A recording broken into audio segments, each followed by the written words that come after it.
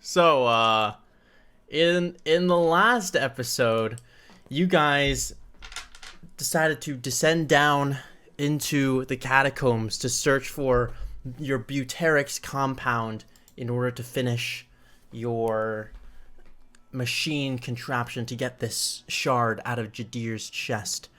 You went to go check on your horses in the morning and found that they were all gone and that there was blood everywhere. Jaddir also apparently discovered a new spell, and so that happened. And then you all went to the castle, following the tracks of this cart, which went into the castle. Rather than continuing to look for the cart, you guys went down, though, and quickly found your way into the catacombs and are now lost in a mine covered in mushrooms. You guys almost got TPK'd by a slime, and then dealt with a giant bug considerably well, which you are now standing over its enormous corpse. I feel like TPK on a slime is not the correct term. I think Jaddir getting almost murdered brutally is the correct term. That's two near TPKs in a row. Dissolved, as one does. Yeah. I want to take a look at this bug creature. All right.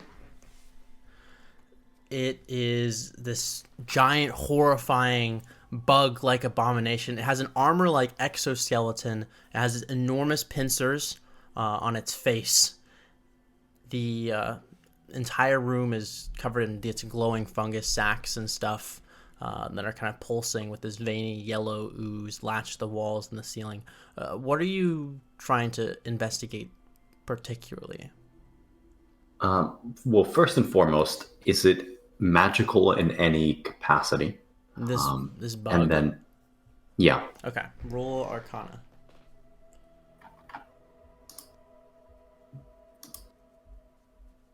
Uh, 14. 14. You detect that this creature did have a considerably strong magical power about it. Concentrating on the eyes and the mind. Secondly, could I eat it? Roll nature? Oh, no, I guess. I crit fail. It actually looks pretty scrumptious now that you think about it. You could probably eat it raw. You feel like you've heard about that somewhere, perhaps in your school. It's like something coming up in the back of your mind, a lesson that you heard that you forgot right until now, something that a teacher once said to you. You weren't paying very much attention, but it was clearly saying, this creature specifically, you should eat it raw, and it's very nutritious. Gerald, I think we can fillet this thing up. I think once it's chopped up into pieces, it's called sushi. Can I do a check to see? Like, I have no idea about this thing, but can I at least try to determine if it's even edible at all? You can try, yeah. Roll nature. 15. 15? Yeah. It does not look very good, but, I mean, if Jaddir says it's good, who are you to doubt it? You've never seen this bug before. But we can definitely instinctively, you feel like perhaps this isn't something you should put in your mouth. Give me a hand. I want to tear a piece of it out. I want to...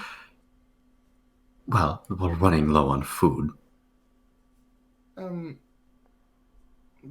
Gerald, I think maybe we should not. Like, I don't think we're that desperate yet. There's mushrooms everywhere. No need to resort to bugs. This mushroom looks good. The mushrooms. Franz takes a mushroom off the wall. Say I won't do it. We've heard. We've heard they kill people. Are you sure about that? Kill people? We've also heard that they do collect these. Well, we were offered tea in mushroom form. Did you see all those mushrooms when we went into, what's her name? You know, the lady. With the pale one. Nora, yeah. Right. Remember the gentleman with the putrid yellow eyes? Oh. You think that was from this? Perhaps. Well, Might be a bit of a gamble. Maybe you're right, Gerald. Perhaps we're not that desperate just yet. We'll keep this creature in mind. I want to take a look at the mushrooms and especially whatever was glowing here before we entered. The yellow sacks? Yeah. So the mushrooms on the wall are glowing with a bioluminescence that you don't see elsewhere in the cave thus far. And then there are these kind of yellow pulsing sacks, almost like hearts of ooze. And Okay. Let's first take a look at the mushrooms and then move on to strange sacks. gotta love them. oh god. So you go to take a closer look at these mushrooms, and you can see that there are perhaps lots of different species of mushrooms growing in this room. A unusually strange amount of mushroom diversity, although you are no expert on mycology. They each have different patterns on them, and they're glowing with a eerie but strangely beautiful light that kind of brings a luminescence to the room that is rather calming.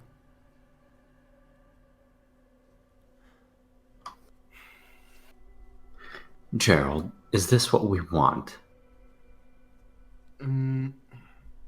Would I know? You were told that what you were looking for was a liquid at room temperature secreted by some species of fungus. Well, if it has a room temperature liquid that will ooze out of it, then I think that would be it. We could always poke a hole in it. Jaddir takes out his knife and makes a small slit on one of the caps. Okay. You're like, huh. You take out your knife and then you just slit it, and the instant it penetrates into the thing, it just explodes, gushing out like a fire hydrant. You can see all of the sacks around you, which are connected with these veins, suddenly begin to deflate as this massive pressure is just pushed out. It seems that there was such an extreme amount of pressure in these oozes that a single slit allowing all that pressure to be released, it just pumps out, spraying you in this gushing geyser of ooze that just sprays you down until you're dripping in this mucus, and there's this enormous puddle of yellow fluid on the ground. I knew I fucked up when David was that excited. You take 3 points of acid damage.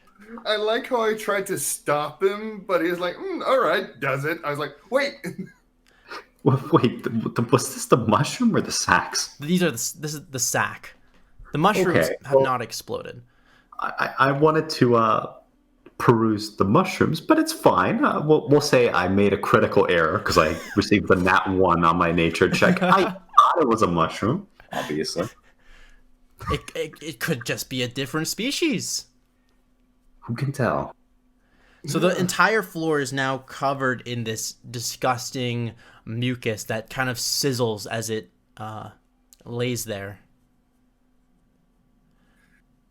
I tried to stop you. So why didn't you? Well, you're a bit quick on the trigger, I will have to admit. Is there any chance you delayed intentionally? No, to be fair, I actually was trying to stop you. It's just I did not expect you to be that eager to stab a pulsating bulb of liquid. What is this stuff anyway? There are now all the pulsating sacs are these flaccid bags on the side of the cavern wall. Yeah. Oh, I'm assuming that this is like not what we needed. You get a sense this is not exactly what Franchester was telling you to look for. wait, Well, I punctured one sack and now they're all deflated? They were all connected by veins. It just seems that the What pressure the was so heck? intense between all of them. What the... okay, now I'm very curious. Just ignoring It seems, Carol. I mean, you are no physicist, but based on an intuitive sense of nature in the world, you don't feel like this is how pressure would naturally work unless interfered by some force.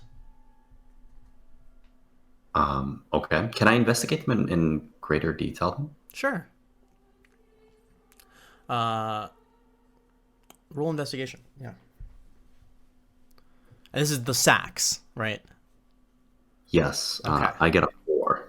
4. So you go around kind of checking on these sacks, trying to discern how this happened.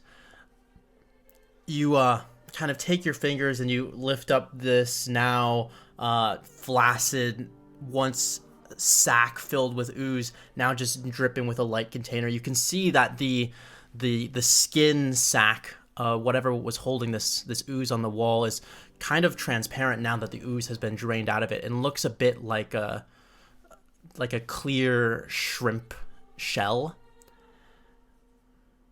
You're not able to discern anything about its organization, though, or how it works. Jaddir, did you find anything interesting? You wouldn't believe this, but this looks like seafood. Okay, I know you're hungry, but please don't eat that. I have some jerky if you need it. It sounds wonderful, actually. I'll take you up on that. Yeah, sure. And he reaches into So- his bag of holding and hands you some jerky. Jaddir has to like shake off like horrendous amounts of urine. Stand over there, please. So, Franz, how are you feeling? I think that was probably your first big fight against a big monster, eh? He says, kind of looking down at his boots and then kind of like lifting his legs up to try and shake off the ooze that's stuck to them. I think I did quite well. It was a terrifying situation, but my training kicked in and I felt a change in myself. I feel like I've grown in power. Like I've Oh. leveled up. Oh my god. You were truly amazing. Does he have like a I've done it bright? without you. Does he have like a bright glow about him? He's like, he has like a bar appears next to him that goes, ding. There's like the dun dun dun dun. You leveled up. Okay. Well, that is certainly a feeling that happens. But I feel invincible. I could face anything down here. I am unkillable. let's not be too quick on the trigger on that one. All right. So here's the next decision. Do we go deeper around here and look around, or do we go back up? Gerald, have you found any of this liquid you were looking for? None of this is what we need, sadly. Perhaps maybe the mushrooms, but to be fair, even I'm a bit suspicious on those. I know the room has been now splattered in mucus and whatnot, but are the mushrooms oozing some kind of liquid? The mushrooms do not appear to be oozing natural liquids. They're pretty, though. Pretty mushrooms. mushrooms. But anyway. So, And this cavern goes in deeper. Oh, yeah. So from this room, okay. So when you guys were coming in, you went right to go towards the fissure in the side of the wall. From that split, there was a path that went forward, and there was one that went forward and left and a bit down. You went right and went into the fissure. You're in this room with glowing mushrooms. To your left is the fissure leading back the way you came, and in front of you is the cave still covered in mushrooms, both on the ceiling and the walls and floors that continue down.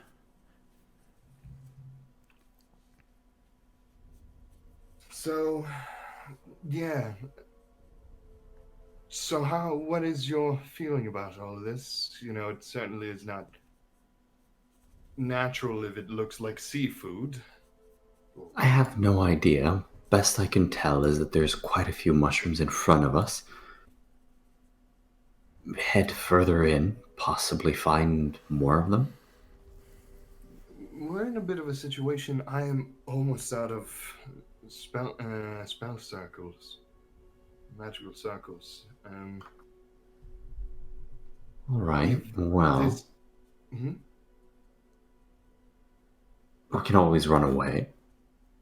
Well, that is indeed an option.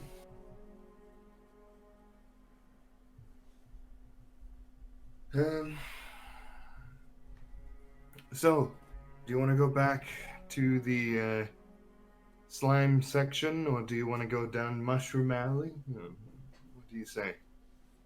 My vote's on Mushroom Alley then. Mushroom Alley it is. I'd really hope the neighborhood is friendly.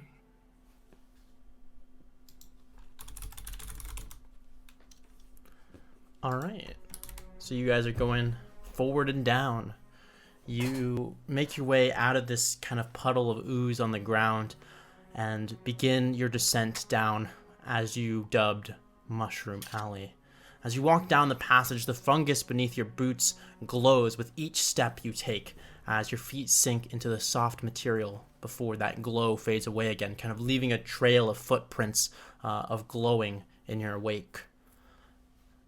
As you're descending down, you see another cavern almost completely covered with glowing mushrooms that gives the room the same beautiful bioluminescence, but even more so. Small glowing particles drift through the air, and it's becoming uncomfortable to breathe. But glowing particles in the air? Mm-hmm. We all still have the mask on that we... You do. Hmm. Well, let's not stay here for too long then. Yes. If we need to rest, we can always use your hut. Well, no, actually, because I used all my magical circles. You have no spells left? Barely any. We had 2 close encounters through and through, and I used most of them to support you two. Well, as my other half would say, we're fucked. We are very fucked indeed. Don't worry, friends. I'm invincible. I will protect you. I only have,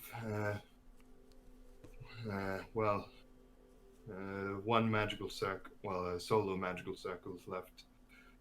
Well, Healing and such. Perhaps. don't worry about it too much. We'll just head further in, investigate a little bit. If there's any problems, we escape. I still have some spellcasting potential, so if there's trouble, we run away. That does sound good. I do still have some, some of that, the dust. But other than that, we can easily escape, I think. We just have to make sure that our way back is clear, so keep an eye on ceilings and walls, I would assume, and pretty much just everything, floor as well. As you say this, you're paying very close attention to your surroundings, almost stupidly so. And as you look around, you notice something unusual so in front of you there is, as the cavern opens up into this larger cavern, still covered in the same glowing. This fungus is much more faintly glowing than the room with the pulsating yellow sacs. And there's this large mushroom in the middle of all of this, which is significantly larger than those around it, probably 2 or 3 feet tall. You notice, not keeping your attention tunnel visioned on this mushroom, there appear to be 4 sets of these glowing expansions of light moving on the floor. Similar to the fungus is lighting up in the same way that it did as you walked across it. Is it in a similar style as the acid explosion that Jaddir received? What? No, it's It's as a bit different then. so as you guys were walking down this cavern, you noticed that the ground was kind of lighting up, like as if, like, you know, when you're walking along the beach and your footprints are left in the sand. It's like that, except it was glowing mushrooms that fade in your wake as you step. I thought we were stepping on it, and it was like just glowing more like the acid stuff. No. Okay. Yeah. Yeah, just a bit of a misunderstanding on my part then. Jaddir, I'm a bit concerned about those glowy parts over there. Where? He kind of points towards where the glowing section that he saw was. And also, I feel like we shouldn't be standing on these things. Well, not that we can't avoid it, but... I can't fly, you know? Well, neither can I. Do I see anything that he's pointing to? Like, what is my senses here? You look down and you can see that what he's seeing, these kind of light up prints in the ground that fade over time.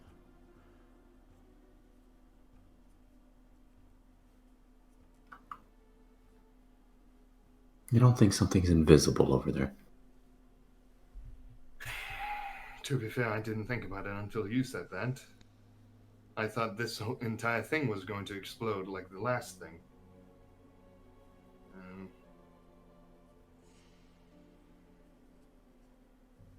If we are fighting something invisible, that is quite concerning.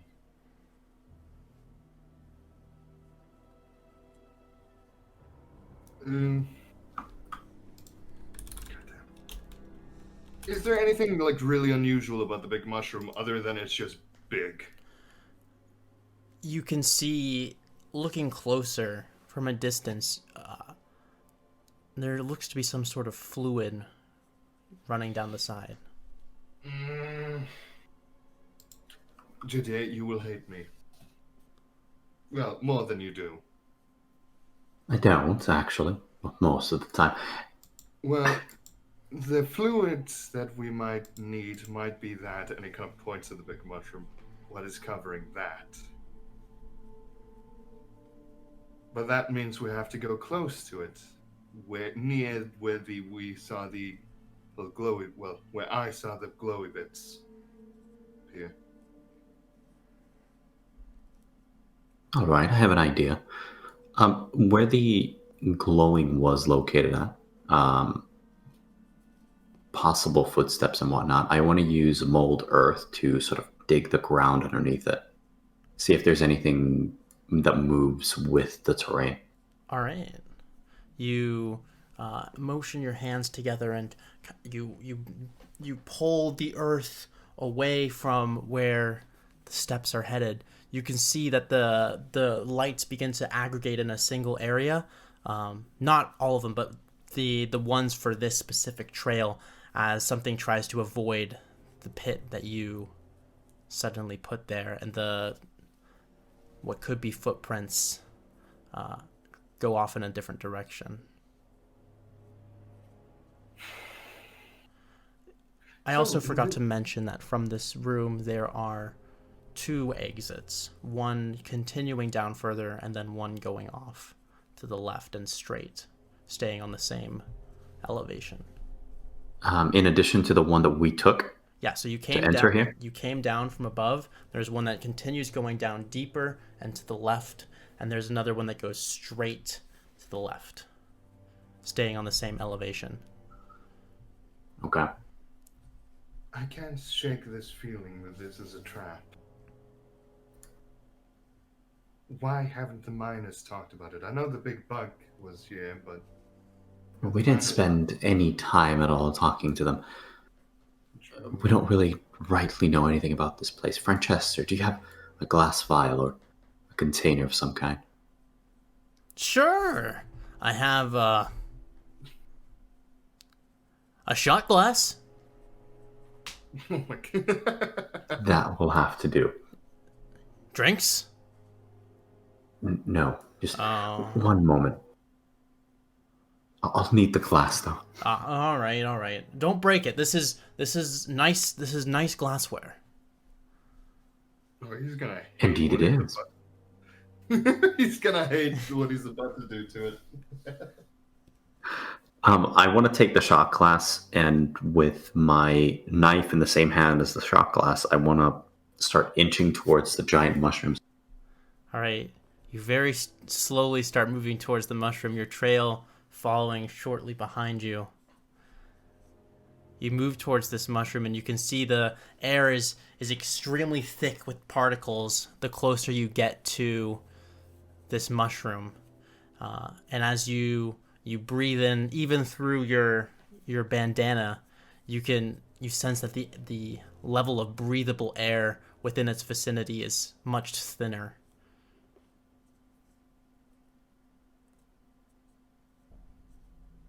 Okay. Am I able to make my way to it? Yes. You are currently standing in front of it. Yeah, I'll take my my knife and start scraping the liquid into the shot glass. All right, you start very slowly filling up this shot glass, scraping liquid off the side of this mushroom.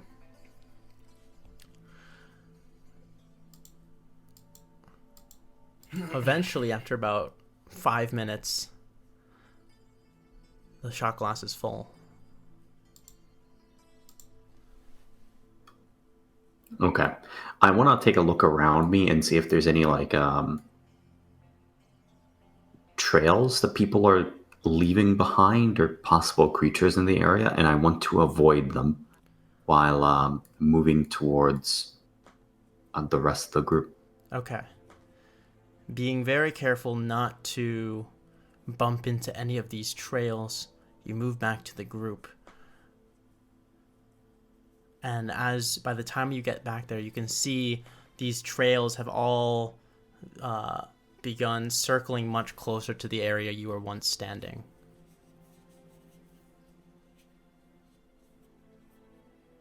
Gerald, is this it? Can I see if it is what we needed or not? It looks, it's a yellow greenish liquid secreted by a fungus, so as far as you know, it's probably what you're looking for. It is most likely what we're looking for, but we'll have to All right, wait let's for the get out of here now. But adventure awaits, friends.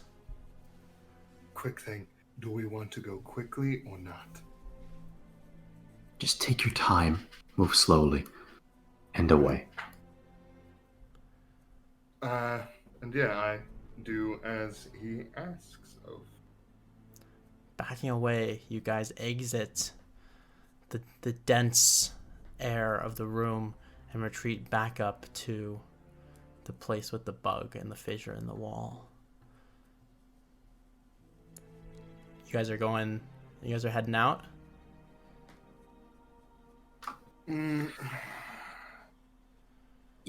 If we can, I think I actually. Yeah, go ahead. As we're like heading back, he's like, I have an interesting idea. Since, we have a bounty on us and other such things, why don't we do the smart thing and, well, take a long rest in the one location they won't look at, And what's that? in the dungeon? Good idea. Think about it. They will be looking for us above ground, and most likely they'll be thinking that we're trying to escape right now. Granted, we could go deeper, but that also means risks. But I No, I can't quite like the idea of quietly camping in the area I almost got burnt by acid. Which one do you want? Creatures that we can easily kill without any aggression at all? Or a mob of angry people with sticks that go boom? Without any aggression at all. Easily Well, killed. I mean, perhaps by my hand. Yes, and to be fair, we have someone on the front line, we have support, and then we have long range. If we think about it, together, three of us, well, as odd as it is to say, we actually make quite the party. I agree. I also think that there were many rock formations in that area. We could easily hunker behind one of those pillars, and we're not easily spotted from the line of for the railway carts. And, Establish a fort! Clever thinking, friends. and also, if we do bump into any hunters, it is fairly easy to scare them off, and they will simply mistake it as a monster.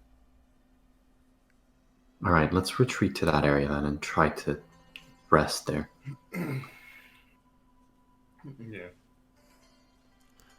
Retreat to...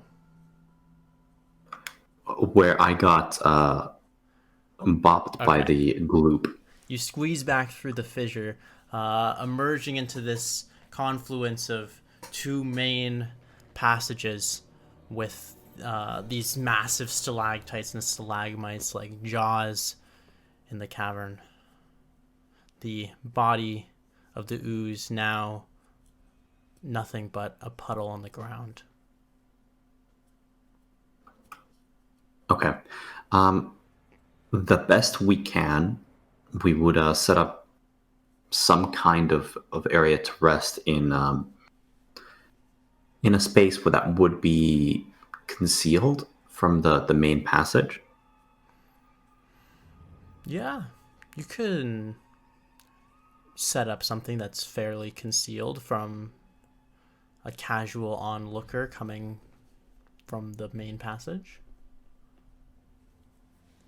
Tucked between the rocks. Yeah, let's hope that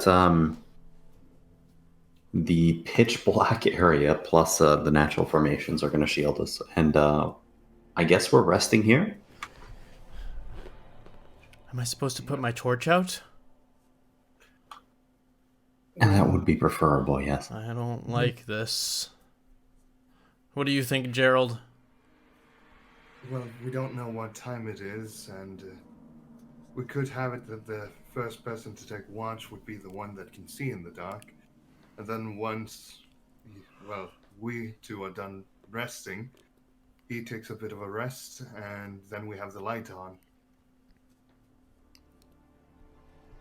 I think it might be a better idea to just rest once and not worry about shifts too much. The problem that I have with setting up shifts like that is I don't want to stay down here for too long. The air in the passages is already horrendous. All right, I have an idea. Franz, you wouldn't happen to have any, well, just long sheets of cloth in there, would you? I have a spare blanket for myself and the two of you.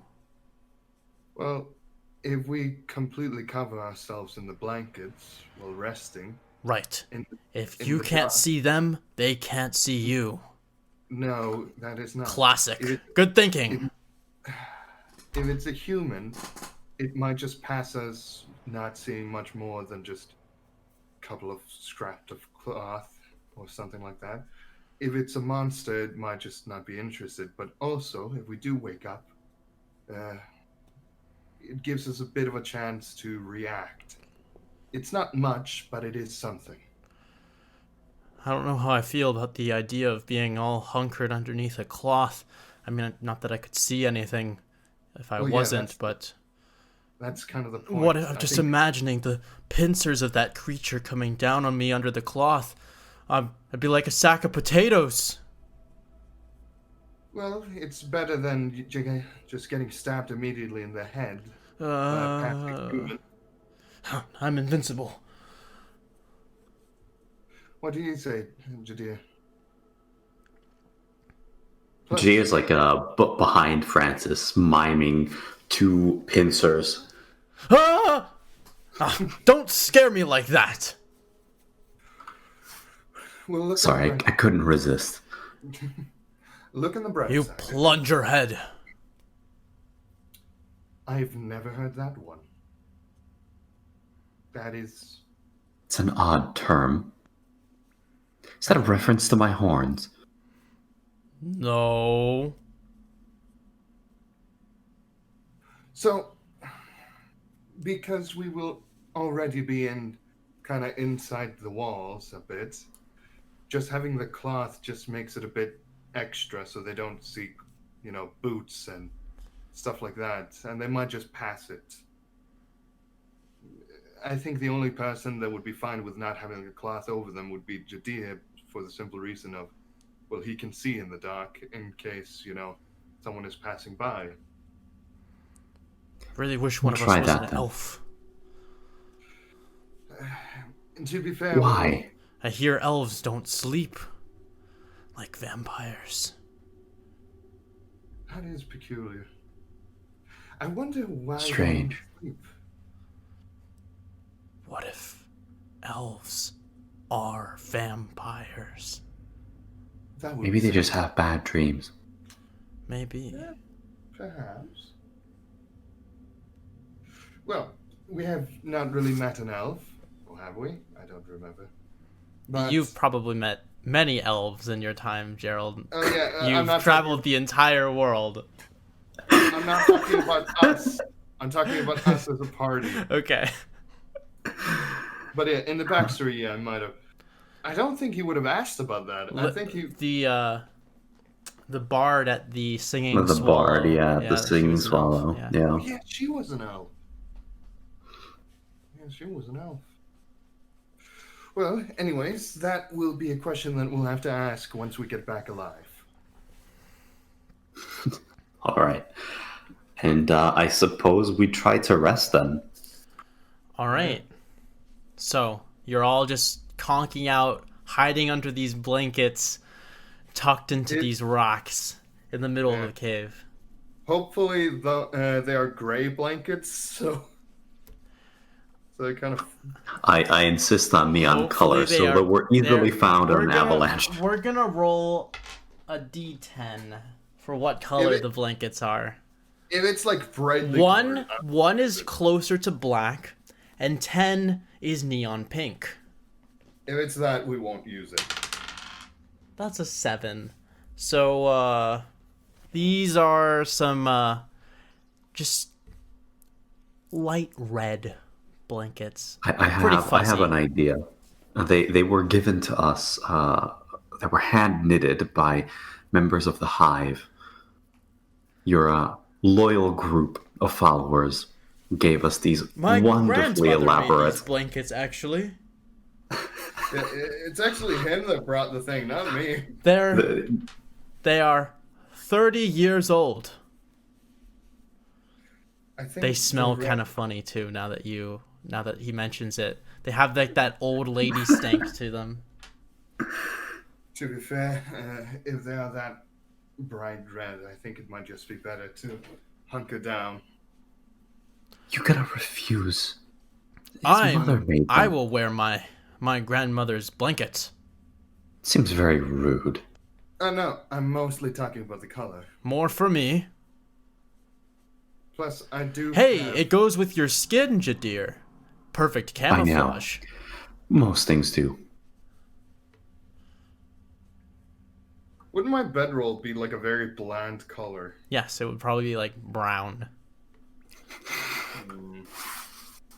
I don't think it's so pretty. It's like a dark leather with like some furs on it. Yeah, no, that's easy to spot as well.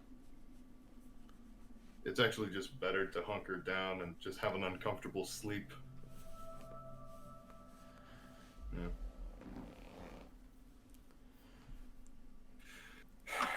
Yeah, and it's just sleep. Yeah, attempt to long rest away then. Wonderful idea. You guys go to sleep and are woken up repeatedly overnight by very low sounds just echoing through the caverns. But, well, you know what it's time for. That's pretty good. So, nothing comes after you in the night. However, Jaddir, you wake up. You've been asleep for probably 5 or 6 hours. And you wake up feeling a sudden urge to cough. Oh no. I will try to resist it. Roll a Constitution. No. Is this a con save or Nope, Constitution? Just check. Okay, I get a 5. You are only able to suppress your coughing urges for so long before you feel an irresistible desire to give in, and you let out a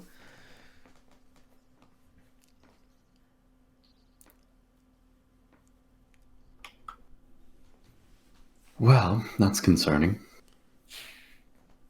He has the plague.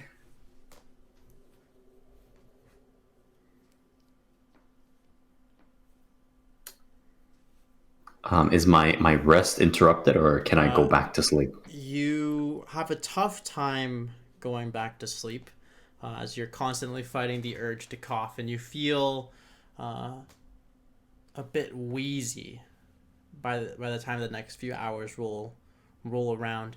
You get the effects of a long rest, but you lose 1 hit die. Not just of like hit die you don't recover. And you can have your spells back. Okay, so I normally recover half of them, so I would recover 3, but because of that, I recover 2 instead. Yeah, that makes sense. Okay. Yep.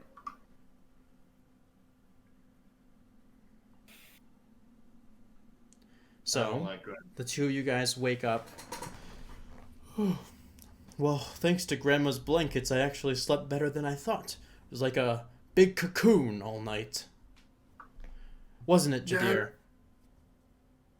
You sleep well? Jaddir's just like hacking and coughing. Just in the corner. Geez. Oh, you need some water, friend? Whiskey? Hell yeah. He pulls out a silver flask. I mean, I can't actually see you right now, but I'm holding it out, so you can just take it from my hand. Gerald, would you mind lighting a torch? Yeah, certainly. I kind of like light a torch up. How bad does Jaddir look? On the outside, he looks pretty normal, save for a slight yellow disfigurement in the whites of his eyes.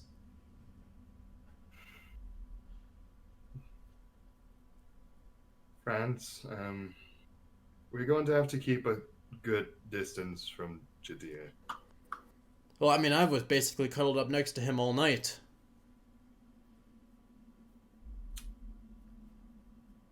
All right. Do I look Gerald, okay? can you take a look at the lovely liquid I scrunched up. Is this what we need?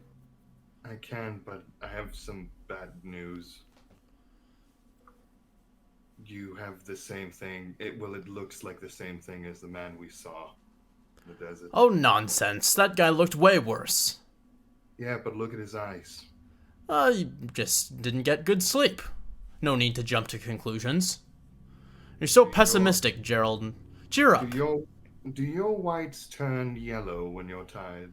Oh, perhaps when I have a bit too much tobacco and not enough sleep. Have you been my eyes smoking, Jaddir? turn black. Not for a few years. Oh, And also, yeah, I think I would also be aware that tiefling eyes are generally just pure black, aren't they? yeah. So it's like, it is a bad sign. Well, another thing on the bucket list, I guess. Well, not really a bucket list, and more it's like a pit list at this point. We'll find a cure. All right, but is it what we came down here for? Is it, like, looking at it, like, directly, is it what... Also, wait, quick question. Wouldn't Francesca come out now at this point? It's morning. If Francesca came out, you missed him. Fuck. France, Gus. can you do me a really big favor? As we don't know perfectly if this liquid is, and I also want to talk to Francesca, the other, to see if there's a cure for what he has right now. Would you mind letting him have... I know you don't want to, but if this is the right thing, but he is like that, he will die either way. I don't know if I'll be able to stay calm in the spooky dungeon. Gerald, could you, calm emotions? If that is enough to switch, then sure. I swear to God. I feel better already. Just cast it. Please. Please. Sure. He's like a drug addict. Sure, I cast calm emotions. He lets out a deep sigh and leans back into his grandmother's knitted red blankets.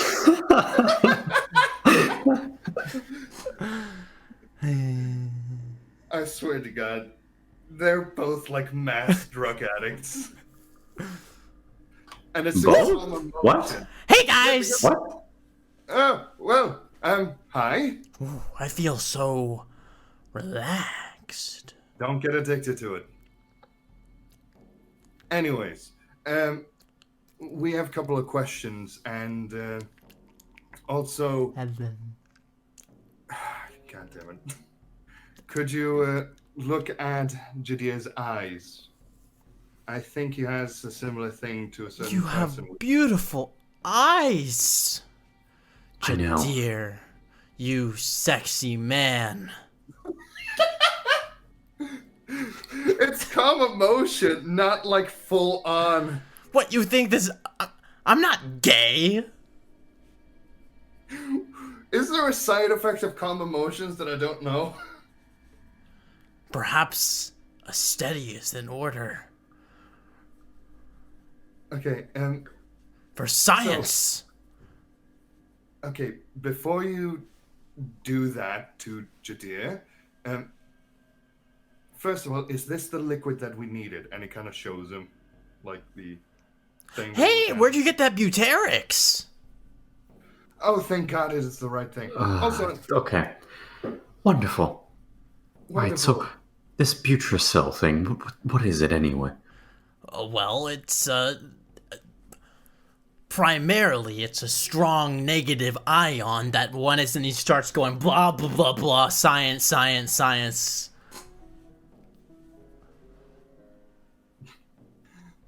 Okay, so... Fascinating. It tastes good if you want to try some. I think we'd rather save it to, get the thing out of him. So he has two problems. I'm infected, maybe, of a disease, I think. Another problem, we need you to do something with. I don't know how this science stuff works, alright? Well, I mean, all our stuff is back at our hideout. You think I carried all of my contraptions down? I'm not doing a surgery in a dungeon. Are you insane? That's What if it's literally what we did. In any case. Jaddir, even I know this is a terrible place to do surgery. Spooky sounds echoing through the cave. Okay, he has a point, but still. What about what he's been infected by? Can you examine him? Oh, you've been infected? Yes. I think so. Well, it looks like your eyes have some yellow in them.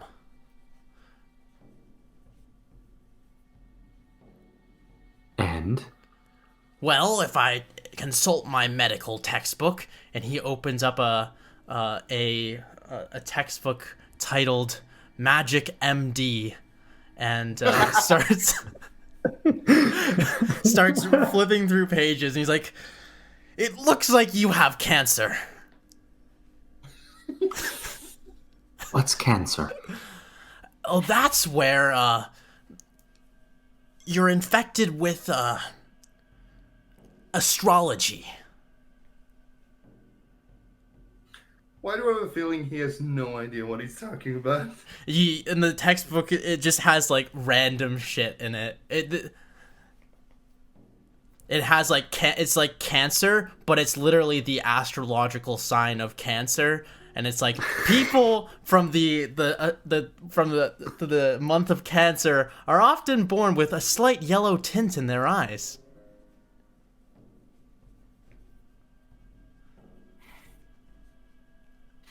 Alright, does this mean we want to get out of here as soon as possible? What, you guys don't want to explore? Well, What's no, over he- here? And he stands up and starts walking.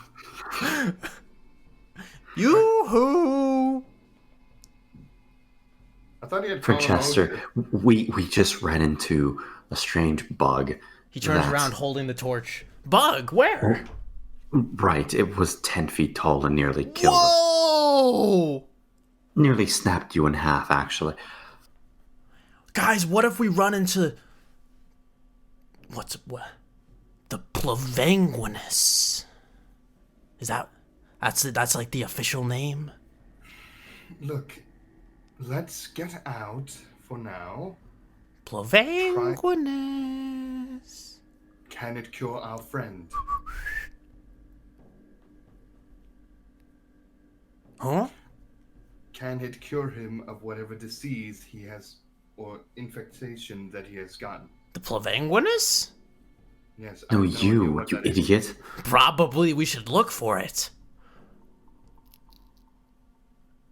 Francesca, is there anything else you need to do your thing on me?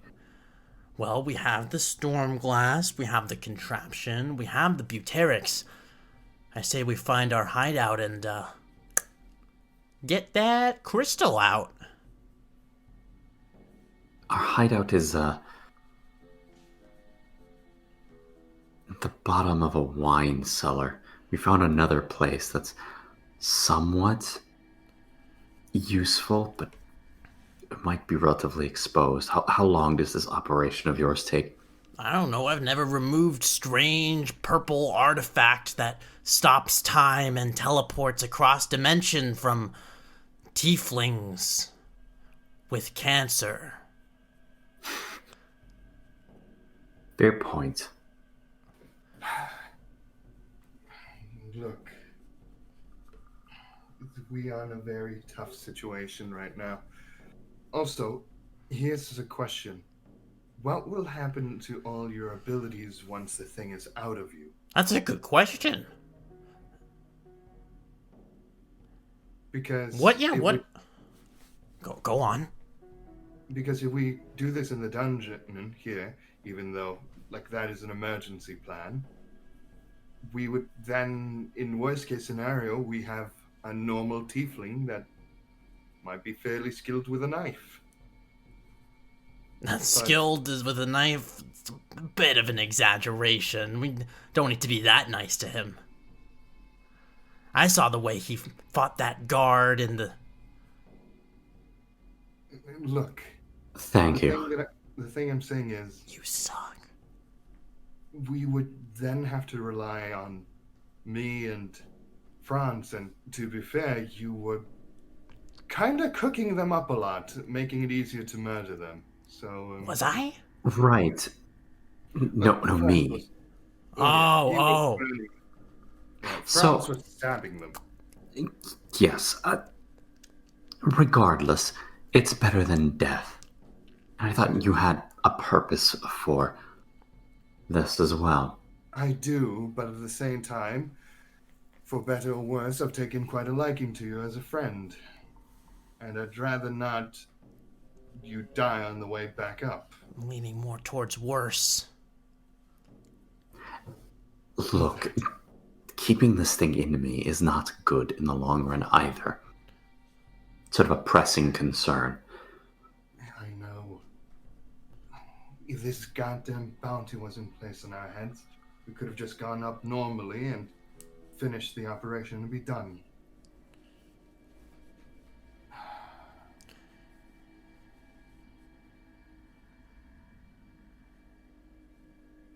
I have no idea what we're going to do. Well, we did find a place that was reasonably isolated. If we just make it there, more hidden. True. Do you think the temple is completely left alone? Where the pale thing killed all of them?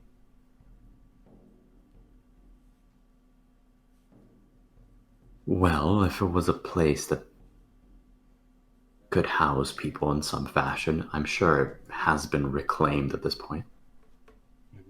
True.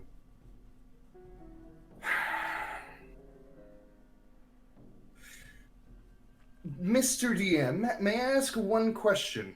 Certainly. From the look of this, like the mine shafts and all that stuff, this all looks like it was part of something bigger, right? Oh, yes. You have a feeling that these caves, you are only scratching the surface of the winding depths. And from what we've been told from the people, they don't know how to cure whatever has affected him. As far as you know. How long does it usually take to get back? From here? Back Yeah. to the top of the castle? No, like back. Yeah, it would take too many days. Too many Because we'd days. have to It took walk. you guys like an hour to get here from... No, I'm talking about like back to. Oh, back to Barad Baisa. Yeah. Well, it took would you 2 days to ride out on horseback. And we're gonna be stuck on feet unless we rob the some other people of their mounts.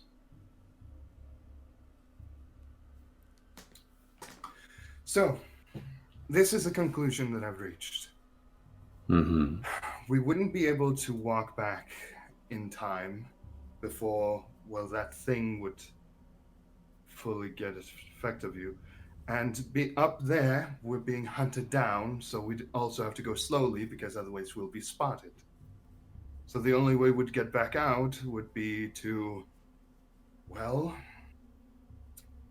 to hope for the best that the bandits are up there and they somehow left their horses or whatever mounts they use unattended, which is unlikely, let's be fair. That is at least option A. Option B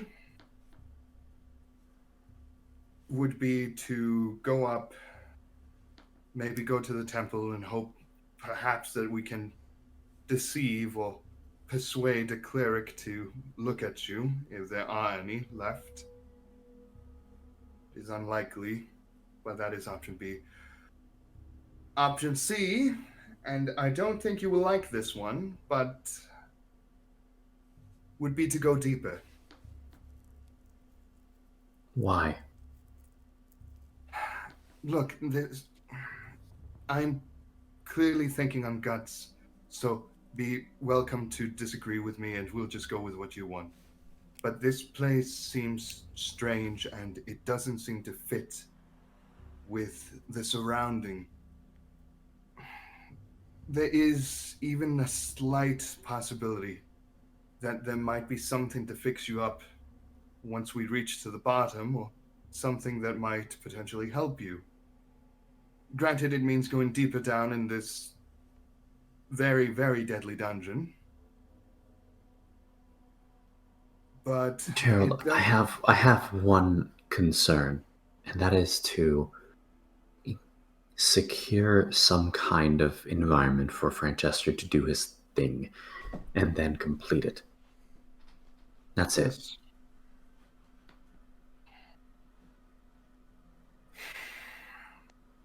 However you want to go about accomplishing that, I don't care.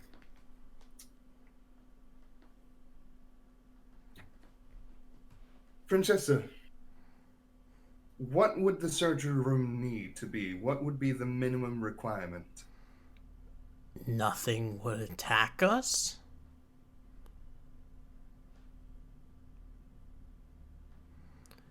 I mean, Alright. if something attacked us in the middle of surgery, who knows what would happen? Jaddir, you'd probably die. You're defenseless. You're on happy juice. So, Well, Jaddir, maybe you could, teleport us out of there or something. Who knows? Could you not perform it inside of Gerald's hut? I could do Technically- that. we could do that, actually. He kind of We could do it right here, right now. He's kind of smacks it. But yeah, as We you have say a that, gambler. Okay, yeah. As you say, as Jaddir says that, Gerald looks smacks it. Of course, I forgot the tiny hut. Yeah, sure. Will this place do, or should we find somewhere where people might not bump into it? Well, I don't think anyone's gonna be coming down into this place. Who would want to come down here? People that want the mushrooms, Why would anyone want mushrooms? because apparently they eat it. Really? He grabs a mushroom off the wall. Don't. Roll dexterity. Can I do a sleight of hand to try to grab it off him? Not sleight of hand, this is dexterity. God damn it. 6.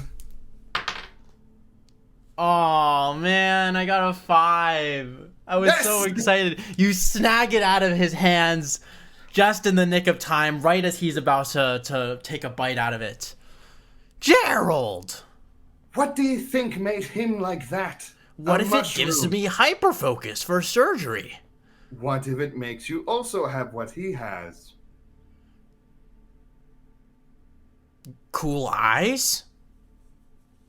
A disease that will kill you. It's like a makeover. So you're saying death is a makeover? Well, you don't think he looks cooler like this? I think I know that he is in a deadly situation. Don't listen to him, Jaddir. You look beautiful. I know I have stars in my eyes. That is what they mean by cancer, right? Yeah! Oh my god. You know what? I just start the ritual for the tiny hut. Which is a minute. He's like doing like he's getting hyped up as you slowly putting up the walls of this hut with your magic. Francesca is cheering you on. Go, Gerald. Go, Gerald. Go, Oh Gerald. my god. Echoing loudly through the caverns. Ben, you will hate me. I just found out that apparently Tiny Hut can be cast as a ritual for extra 10 minutes. It just normally casting it is 1 minute. We could have I'm been aware. safe last night. Oh well. Good thing you forgot it. That would have been I know. boring I as just don't. hell. I don't want to just metagame like that. Yeah, I just Tell looked you at it. how your spells work. Yeah. Yeah, I didn't know. Oh well. I was fully prepared to die because you didn't remember Tiny Hut was a ritual.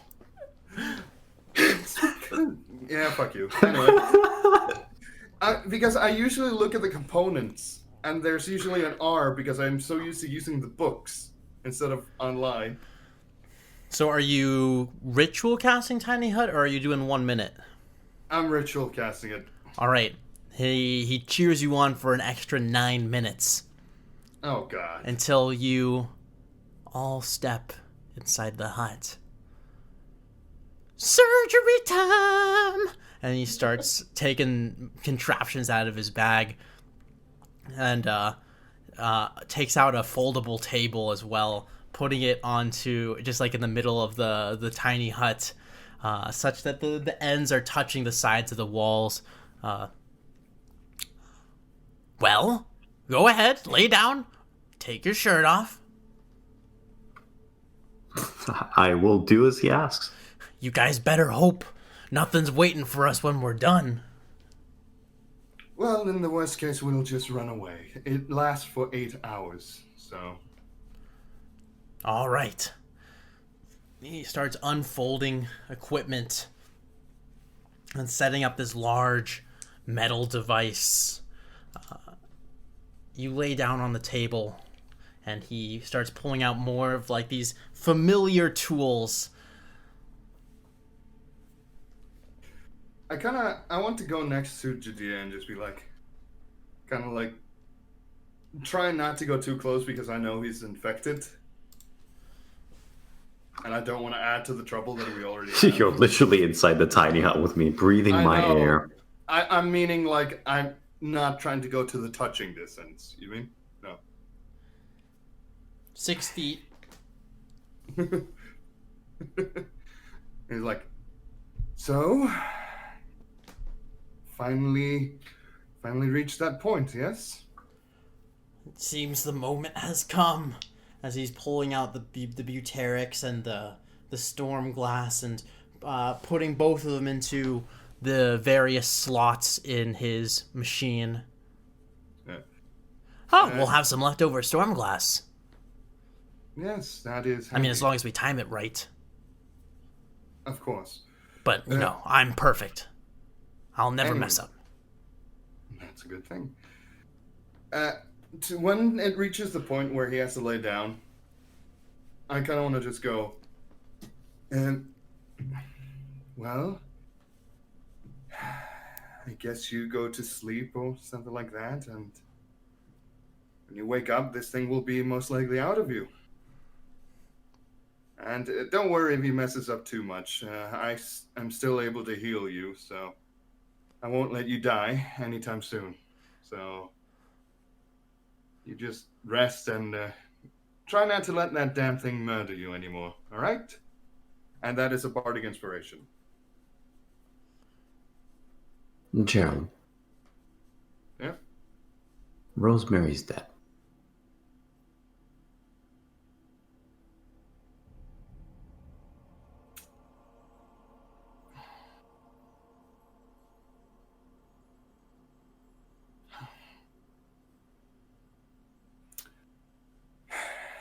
To be fair, I did feel like something was off, but I didn't really want to think too hard about it, but let's not talk about it. For now, let's just focus on keeping you alive. I had to feed Don't. her to Gishra. Just... I don't want to know. Just survive this. That's all I ask. All right?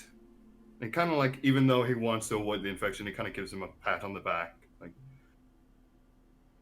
I am a bit hurt that you kept it away from me, but at the same time, I understand why. But Gerald, this is a fiend that my family's closely tied to.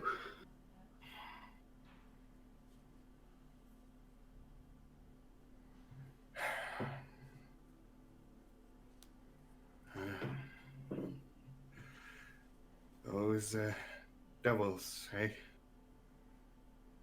He is Kilgoroth. A fiend. Still a devil in my book, but... Shall we put him on the throne?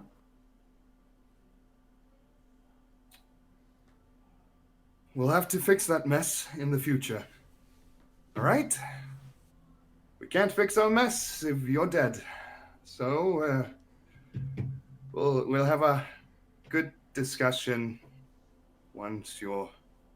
Well, once you don't have that darn thing in your chest, alright? Big smiles. We are finally reaching the point that we came for. We'll talk about it, and I don't know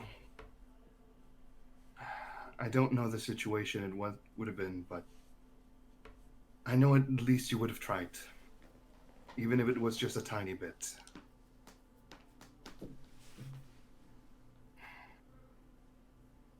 You might be a tiefling, but my friend ain't the devil. And with that, he's like, so, I think he's ready. Well, that was dramatic. All right. All right, let's go! I hope no crazy plot twist happened. Here's some happy juice, ka-chunk, as he sticks a needle into you. I like doing that. All right, let's take a 10-minute break. Amazing. Oh my fucking god. I'll see you guys in 10 minutes. Let's see how many time continuum he breaks now. All right, so Franchester injects you with happy juice and you fade into unconsciousness. Gerald, you nervously watch as Franchester puts some storm glass into the machine, and then a winding lab-like tube of glass as the Buterix fluid moves through that, connecting into a chamber ready to be mixed. He pulls out his tools, and a familiar sight as he starts cutting into Jaddir's flesh once more in a similar fashion to that of what he had done the first time. Jaddir, your chest is pulled open, and after a considerable length of time, blood again, spilling everywhere onto the floor in a massive puddle beneath you, pumping out with the veins in your heart, revealing ultimately at the very bottom a black, pulsing, beating heart with a purple shard embedded into it. Franchester holding open your flesh as he lacks all the tools he once had at his disposal. He says, Gerald, pull the lever. I pull the lever while... also, I make sure that if there's ever a point where it looks like basically Jaddir is dying, I'll try to heal. Alright. He looks like he's no more dead than he was when you first had surgery. Oh, lovely. Is his nose glowing red? Is his nose glowing red? No. He hasn't touched anything important yet. Okay. You pull the lever, and the Buterix mixes with the storm glass, suddenly creating this blinding singular contained sphere of energy held within the machine, like storms and rain mixed together. Franchester standing on the other side, kind of leaning over from the head of Jaddir, unconscious on the table, holding his flesh open as this magnetic energy between the two, as the shard begins to vibrate inside of his body and looses itself from the flesh. A sudden flash of energy from the contraption leaning over Jaddir's unconscious body, and you feel, Jaddir, as if your very soul is being torn asunder. A jolt of adrenaline floods you, pulling you into a trance between consciousness and induced slumber. You are absent of pain, but rather filled with a sense of overwhelming connection. Your mind flashes and you see an elven man with long braided silver hair and scarred flesh. Time moves forward and back, a conversation between tiefling family members and unknown men, memories dismantled, reconstructed, time a flowing mess, lost, a purple shard offered, and twisted smiles of hope. The artifact is absorbed into you, and you feel as if it were happening all over again. The absorption of that energy flowing deep into your heart, and then being torn away by this energy pulling you out, away from yourself. It must stay. It is the life energy binding your soul. It must stay. And it leaves. The artifact is torn from you, and time breaks, slowing for an instant within your own mind. A connection flowing out from you. An interconnectedness, like the roots of the world binding you to another force. Another flash. And you are left in the darkness. Pitch black.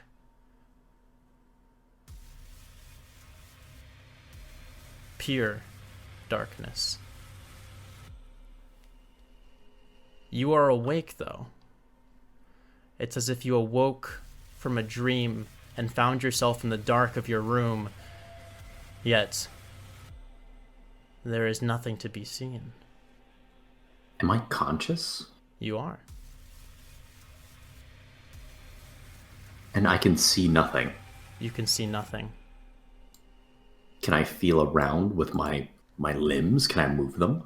You go to move around with your limbs, and you can feel your limbs are here. They're attached to you. You have that sense, even though you can't see them, you know that they're there, and you feel nothing around you. I'm not lying on top of a table anymore. No. I Orientation. want to reach for my chest. All right, you reach for your chest, and you feel your chest there. Nothing is broken. Nothing has been opened.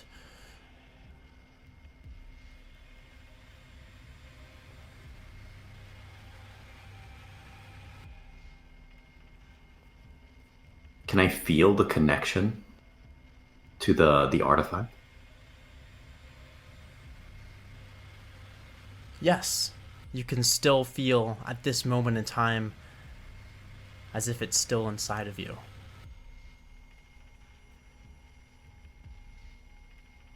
And then I believe that I must have done this by accident. I want to try to unfreeze time again. You reach into yourself in an attempt to unfreeze time. Roll a intelligence.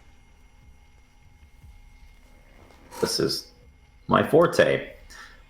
I get an 11. An 11. Having done this before, you feel that familiar sensation inside of you. Not something that you've necessarily been able to activate consciously, but rather something you have experience undoing accidentally. You reach inside to undo that sensation, yet find that nothing has changed. Roll a perception check. 10. 10. Suddenly, you notice out of the corner of your eyes, large, hungry, yellow eyes watching you. It's unbelievable that you hadn't noticed it sooner. All you see in the darkness are eyes and teeth, a wide, toothy grin, each tooth almost as large as your entire leg. The teeth open, and a voice greets you. Hello. What do you want of me now? Who are you? I am Jaddir Kazarin. Interesting.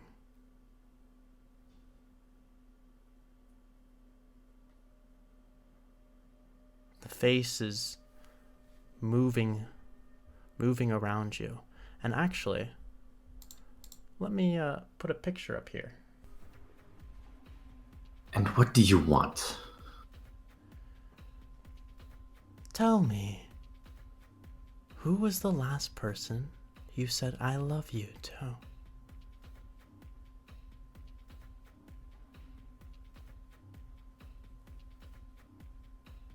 Why do you care?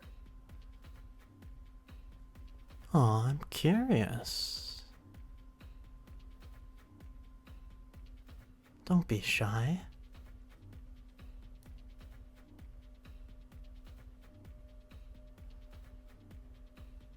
It's information I don't want to volunteer. Oh, little creature. So secretive. So mysterious. Tell me, little creature. Can you hear it beating?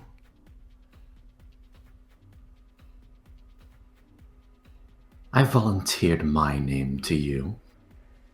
Return the favor. I have many names. You may call me Plavanguinus if you like.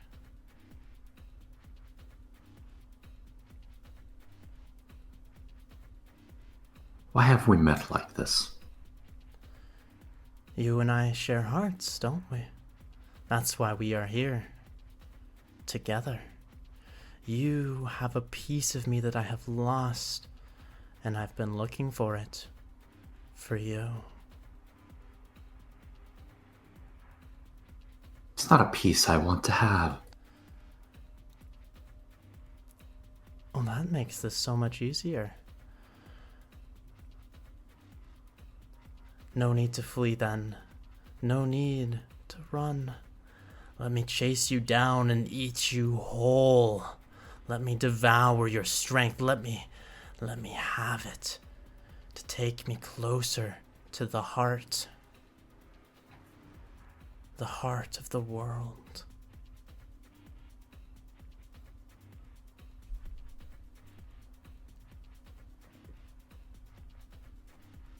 That sounds lovely. I was rather busy with something earlier.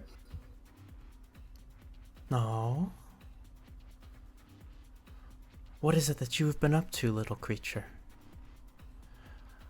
What lives have you entangled?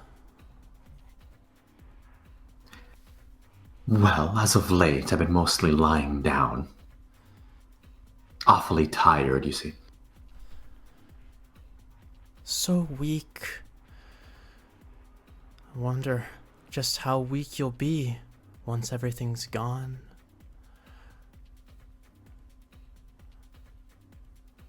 What are you without what's been given to you?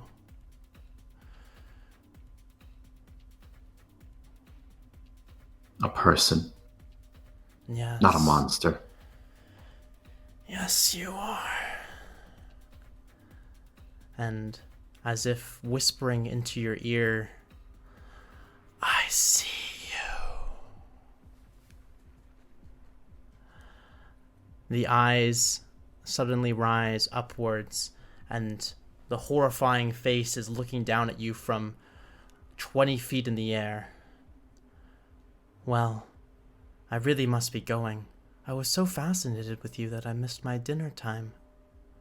The face retreats into the shadows and starts fading away into the darkness, which begins to retreat from you as if being pulled out of a small void, moving through a tunnel in reverse. The shadows moving away from you, retreating into a singular point, and the darkness suddenly fades as you are jolted to consciousness. Your chest opened on the table. The shard hovering in the air, stuck between the metal contraption in the storm glass.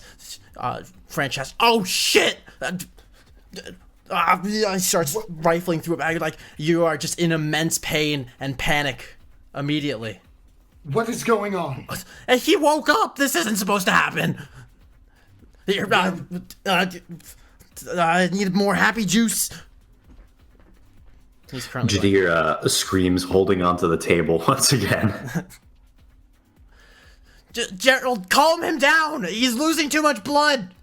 Okay, I just used, I tried to use calm emotion on him. Are you gonna resist? I feel like I would. Oh, well. He's gonna try to resist then. It's a charisma saving throw that he has to succeed.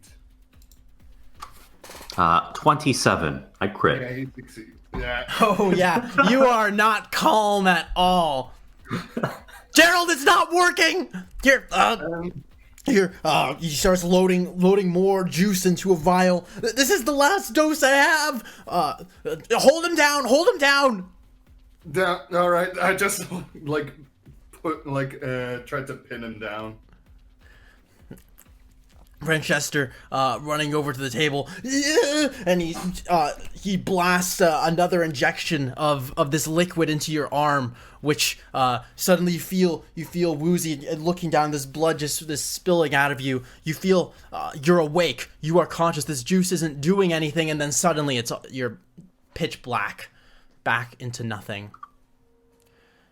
You awaken sometime later. Your chest sewn up, blood everywhere, tired and weak.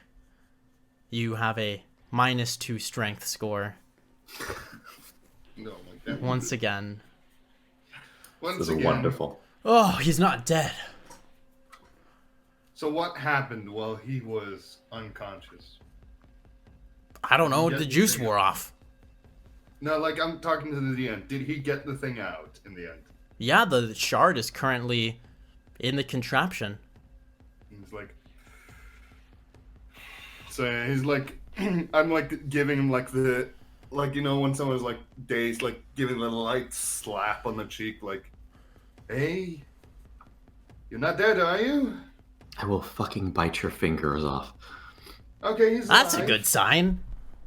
Welcome back to the world, pal. How long has it been? Couple of hours. It's been... Gerald, don't mess with him like that. It's been 7 minutes. Felt like hours. I tried to sit up and look at my chest. You look down. Your chest... When you first entered Barad Baisa, your chest looked totally normal. It is now so covered in scars and markings that you look like your chest looks like a recovered war, just complete scars everywhere. In some places scars are very cool, You look... Just tell them you got it. It was like a demon lord. If you're feeling any bit of pain or anything like that, I can try to fix you up a bit. Do you have any liver paste? Oh no. Unfortunately, I think that might be the one thing Franz didn't pack.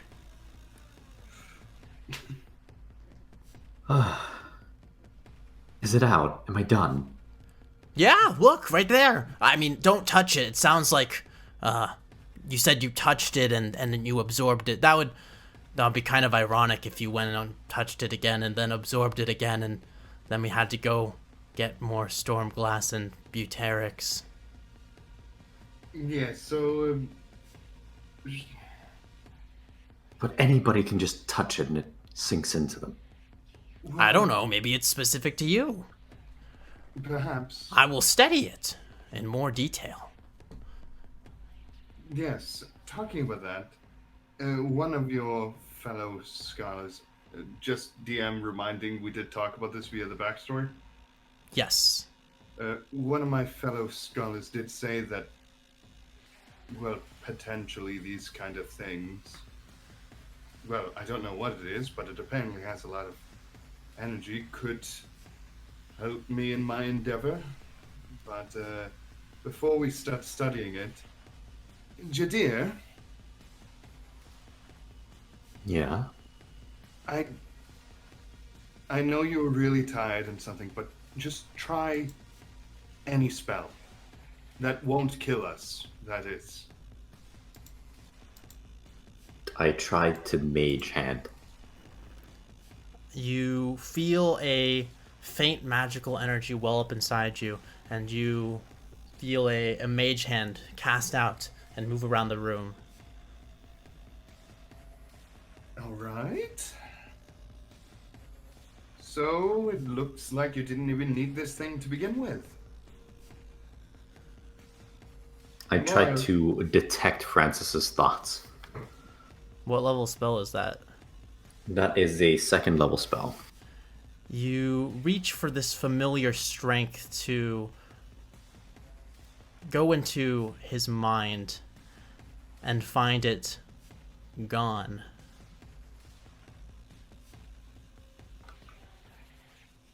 I can't seem to be able to. Well, it looks like we were being a bit too hopeful then. But, on the bright side, the thing is out. I want to conjure Ace. All right. Do you have the spell points for it, or I the do. sorcerer points? Yeah. Okay. You conjure Ace, and he leaps out of the shadows, sitting by your side.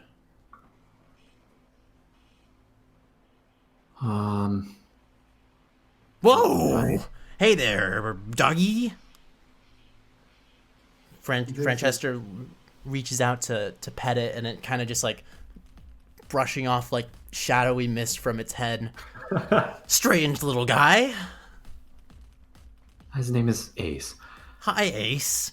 You want a bone? And he reaches into his bag and pulls out some sort of bone limb from not a human.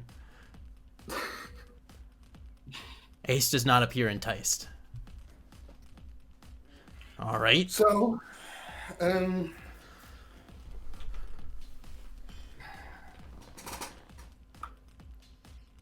well, what do you say that we have a sit down for a bit and discuss what our new plan is? I'm literally lying down already.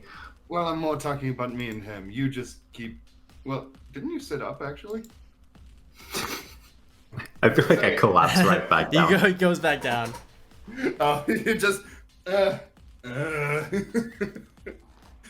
most, like, I can't be bothered. But isn't this music a bit too intense? You're for this right. moment? I forgot to change the music. We need to discuss about our next plan. Kind of looks... Do you have any jars, like closable jars? Vials even, a small one?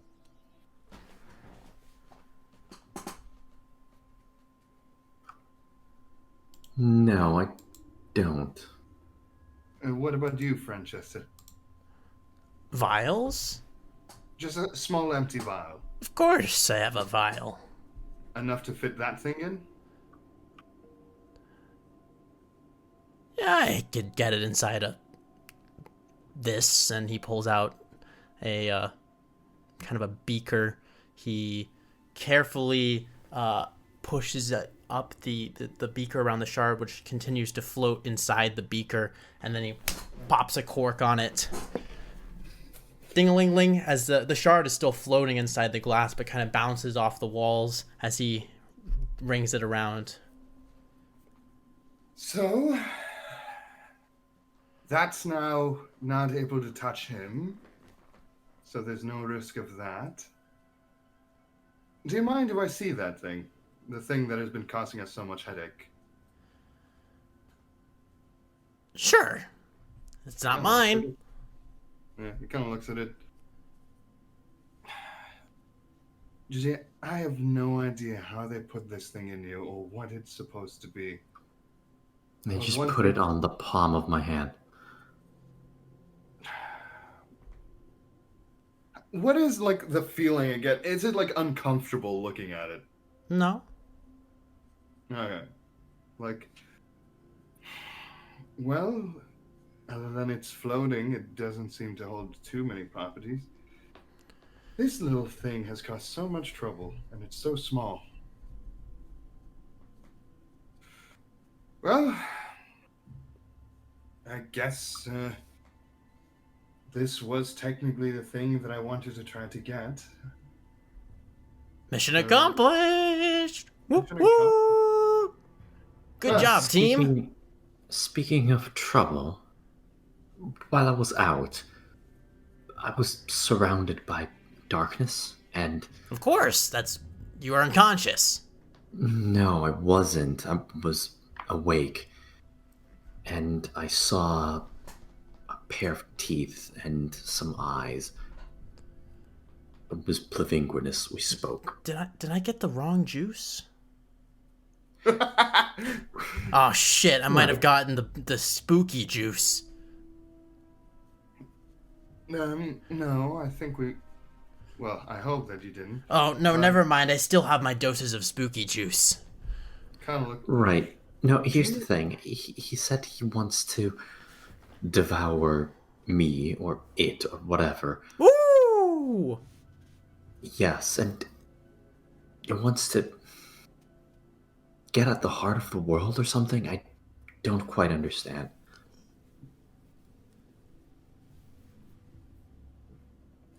Well, it doesn't seem to be an impending danger. Now the only impending danger is your infection. Oh, I forgot about that. Yeah, sorry to bring you back to reality. No, it's great. It's great. It's much better than teeth. Look, Definitely. I'm kind of useless at the moment. What are you supposed to do with that thing? Well, I guess I'll have to work with him to find out if I can use this to. Well, I guess you could say is drag someone from hell, but for now that is a long-term project, and he kind of bags it. But What, out of sight. here, now. What about we fix your situation? My problem is not on a time. Well, yeah. To be fair, the only time schedule I'm on is as long as I live, pretty much. So. If you keep hanging around that thing and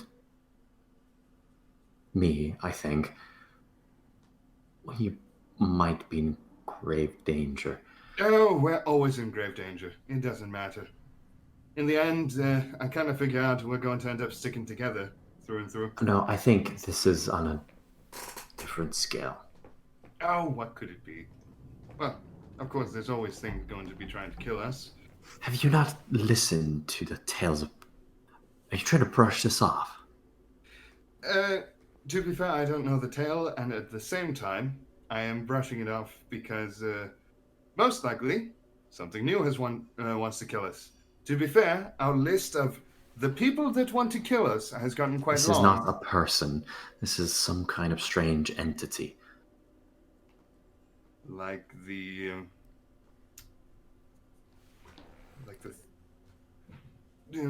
like the pale thing? Yes, Plavinguinus. We spoke.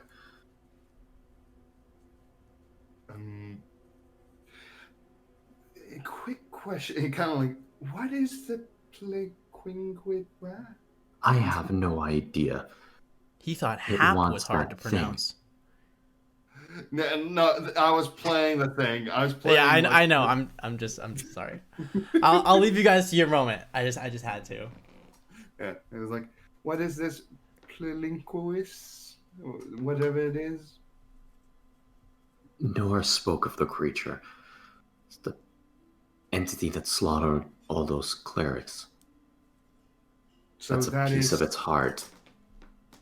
So that is strange. Why didn't it kill the woman then, if it's so dangerous? I can't say, except Nora did try to give the creature help, assistance, information on how it can return home. Apparently can't go there without its heart. Well, For now, we'll put him on number one that really, really wants to kill you. No, it wants primarily that thing. So if you're gonna keep it, In the worst case, look, I know when I am outdone, so in the worst case, where we meet this thing and we have no hope, I'll just give it the thing. There are probably plenty of other stuff that can do it, so I got time. I'm young, so look, that I don't know exactly what happened, but it slaughtered all those clerics. Our horses were annihilated, if that was even the work of this creature. Simply handing him over what it wants, I don't know if that's going to be enough.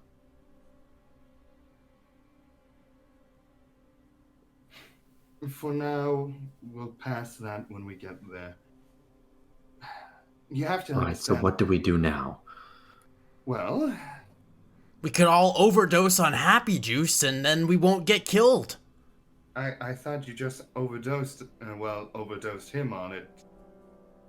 Well, he might have just had an overdose hallucination. Have you been a bit paranoid about this thing, Jaddir? It sounds like Yes. this Nora story spooked you out a little bit. It honestly seems far more likely that this was just, your mind playing tricks on you. Happy juice can do that sometimes. Well, I What have color been is freaked this? out by it. What color is this strange crystal? Purple. Okay, small. I'm just adding to my inventory. Strange, small, purple crystal. I don't know the name of this.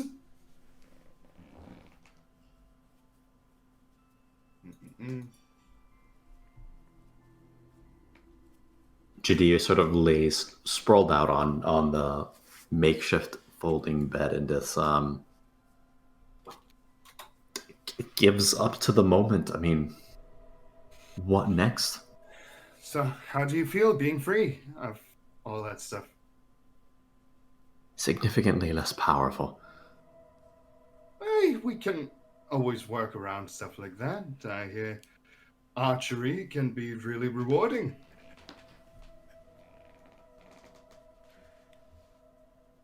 You might have to practice for a while, but you know. You could ask Franz to teach you how to use a sword. I mean, you don't look to be in the strongest fighting condition now, but with enough training and a hearty diet, even you could become a strong soldier. He kind of looks at Tranchester. Is a bit of Franz leaking out of you. Oh. Sorry, I used the wrong voice there for a second.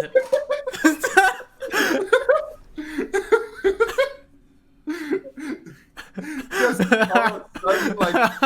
is there a bit of Franz leaking out of you? Amazing. I was imitating what he would say. You know, for someone that wants to kill him, you have a really good idea of what his personality is. Of course. That's why I want to kill him. Um, You think I know him so well?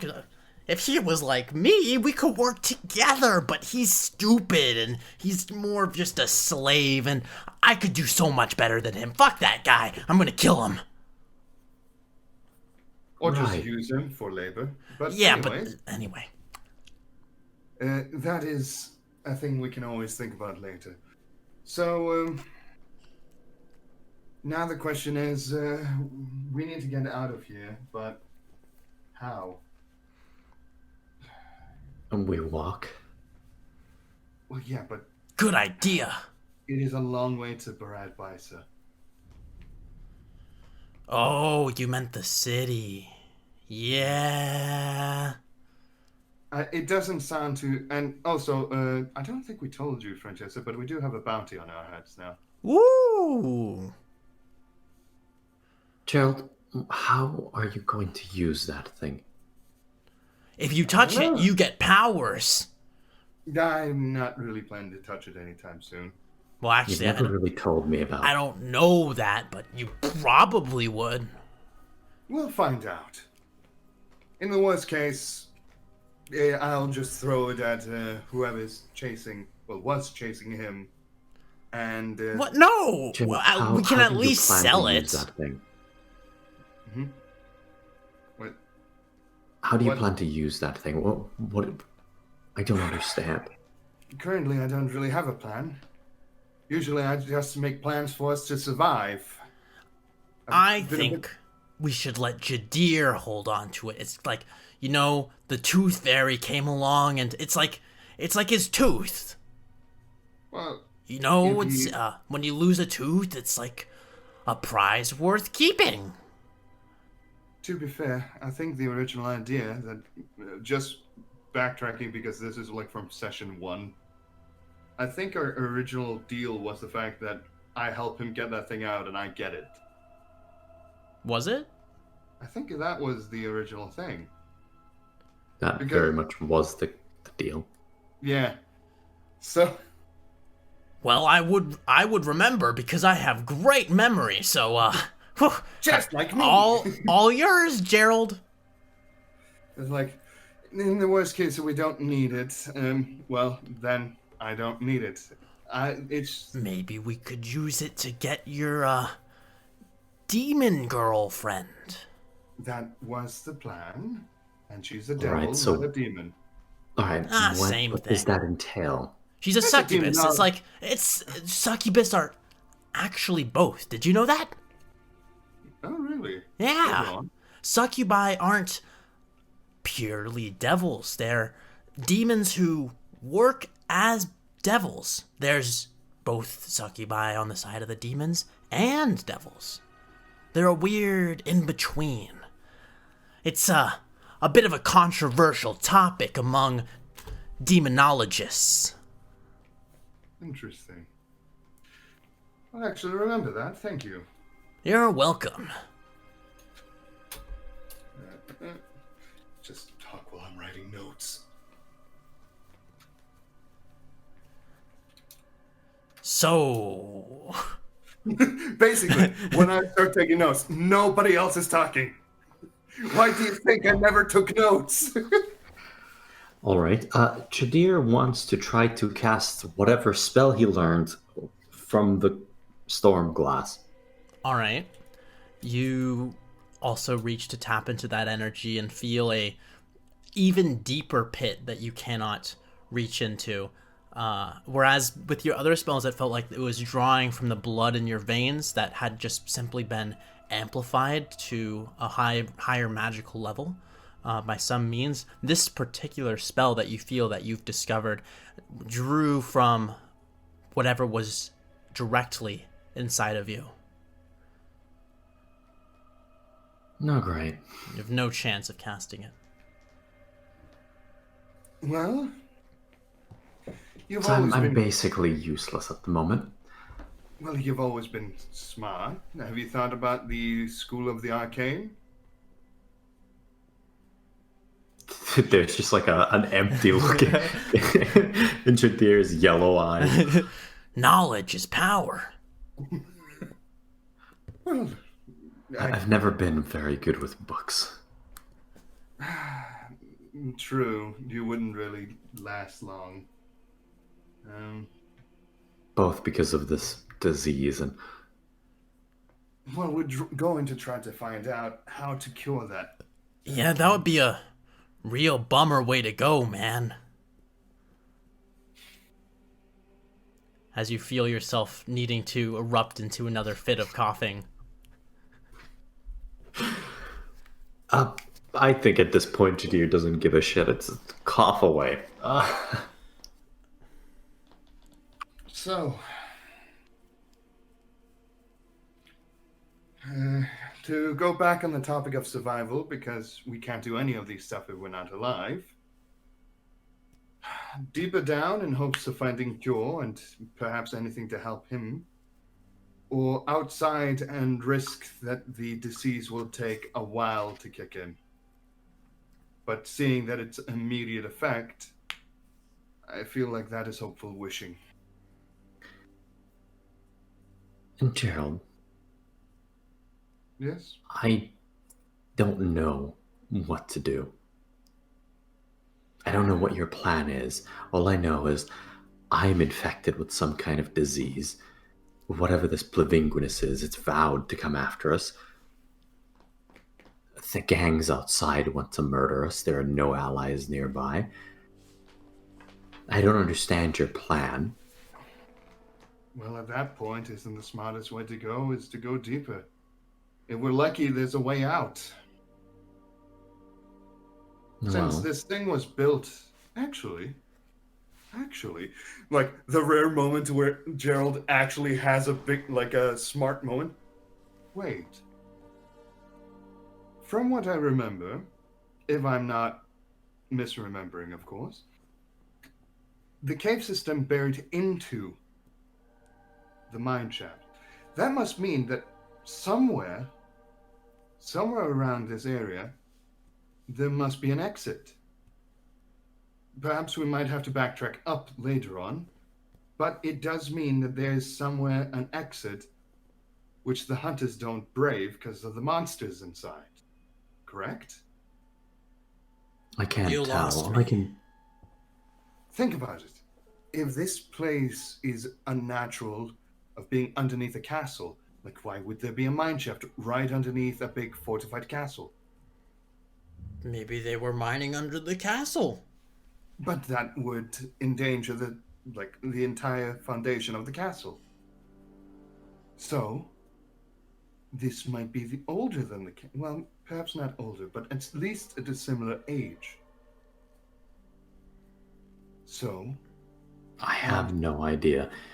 In all honesty, I think you should think about how you plan to release your girlfriend and plan accordingly. that we have time for that. Yes, I think his girlfriend is going to be in the Nine Hells for all eternity. I think our first priority should be not dying. I agree. No offense, Gerald. I trust me, I came to terms with it once I learned what she was. Wonderful. All right, well, So, I'm riddled you think with there's sickness. another exit? Lead on. I'll follow you. He's like, wait, we're not just going to. I want to talk about this. Okay. Gerald, Jaddir, sorry. There will be a lot of things that will try to kill us because you saw the hunter just going down here, and it didn't take us that long. A hunter was killed just collecting mushrooms. They must Look, I'm have not scared of bugs or whatever. I At know. this point, I'm terrified of this Blavinguinus creature. He What? did vow to find us and get the object back. I'm aware. What I'm talking about, there might be worse things lower down. Then Blavinguinus. Well, maybe not that bad, but you know. Look, I'm dying of a sickness I don't understand. That is fair.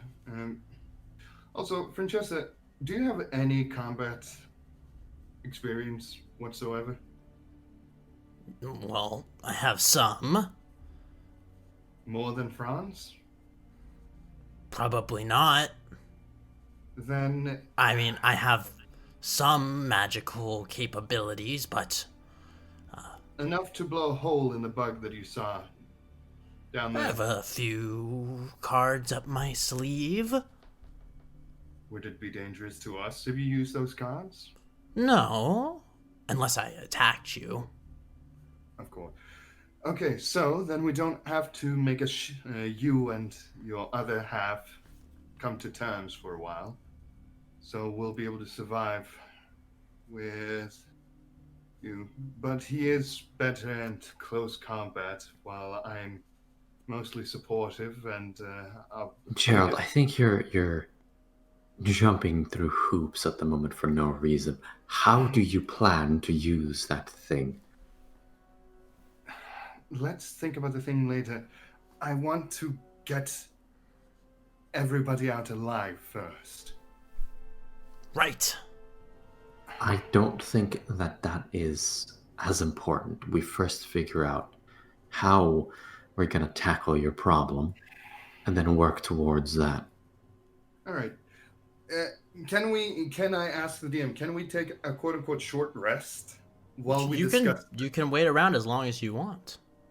All right. So, since we're going to take time, and I feel like Tiny able Hut to- has.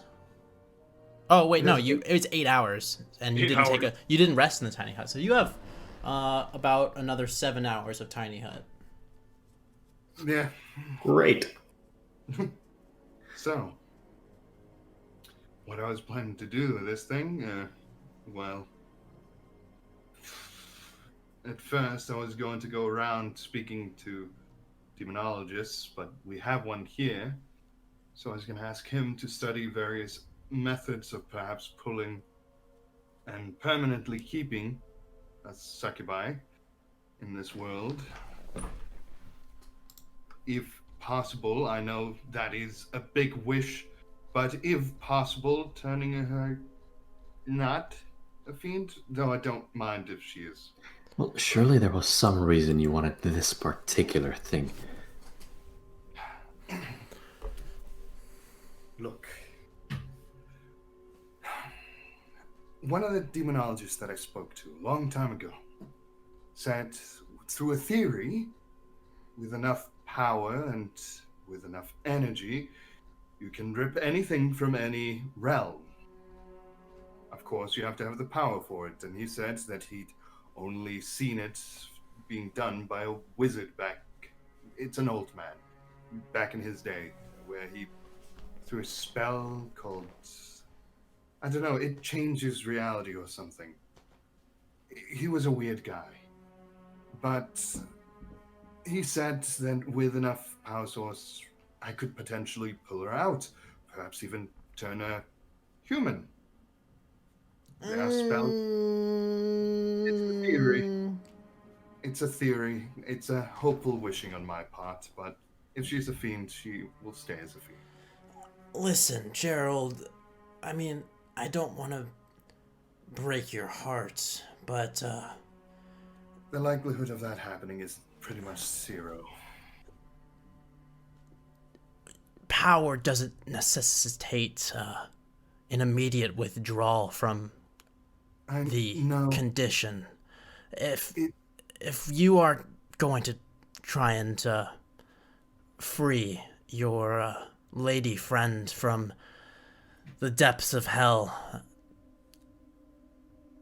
you're looking at a quest of significant magnitude. I know, but well, he kind of like shrugged. This is the first step, I guess. Gaining power and Power is good, but just Yes. there is no magic machine that you can just plug the crystal into to free your woman. I at least have something. Yeah. And like I said, I have no idea what I will do. All I know is that this thing is powerful and can potentially be used in many situations. I think it would be a good idea for me to study this in more detail before we try and go about making plans around its usage. Of course, that's why I talked about. I wanted to have you help around with that. You So- said Kilkaroth was a demon? A Rakshasa? I That think is it's- correct. But Kilkaroth promised me a nice house with a chocolate fountain and a fuck machine. Well, as it happens, this fiend is good for his word. Well, that's good. So, okay. Plan, idea.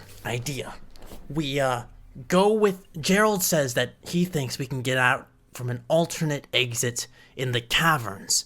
So we go out that way, and, hopefully we don't get chased down by the horde, and hopefully we don't get slaughtered by the monsters of the Salt Flats, and we make our way back to Barad Baisa, where we go to Kilkaroth and say, "Hey, Kilkaroth, we're back." And Kilkaroth will be like, "Wow, you guys came back real fast.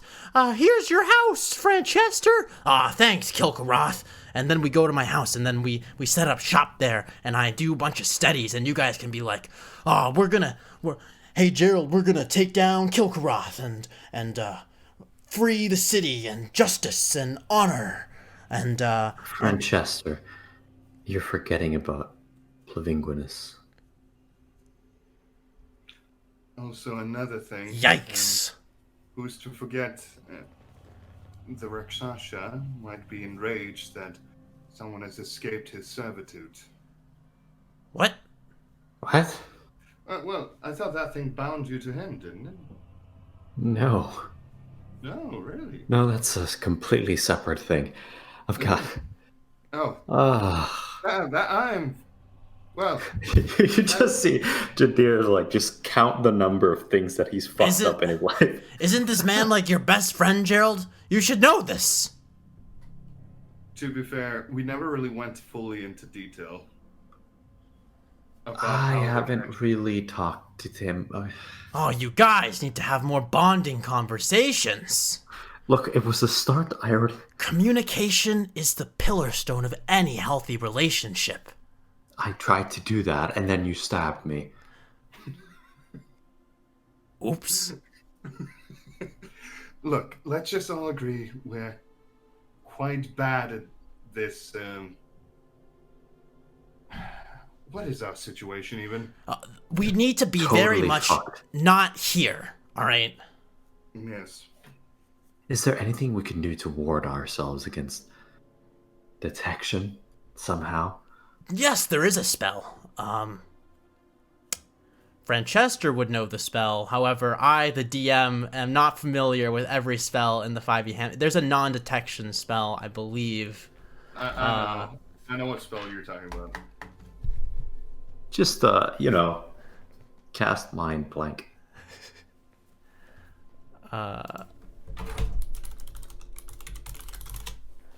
Hold on.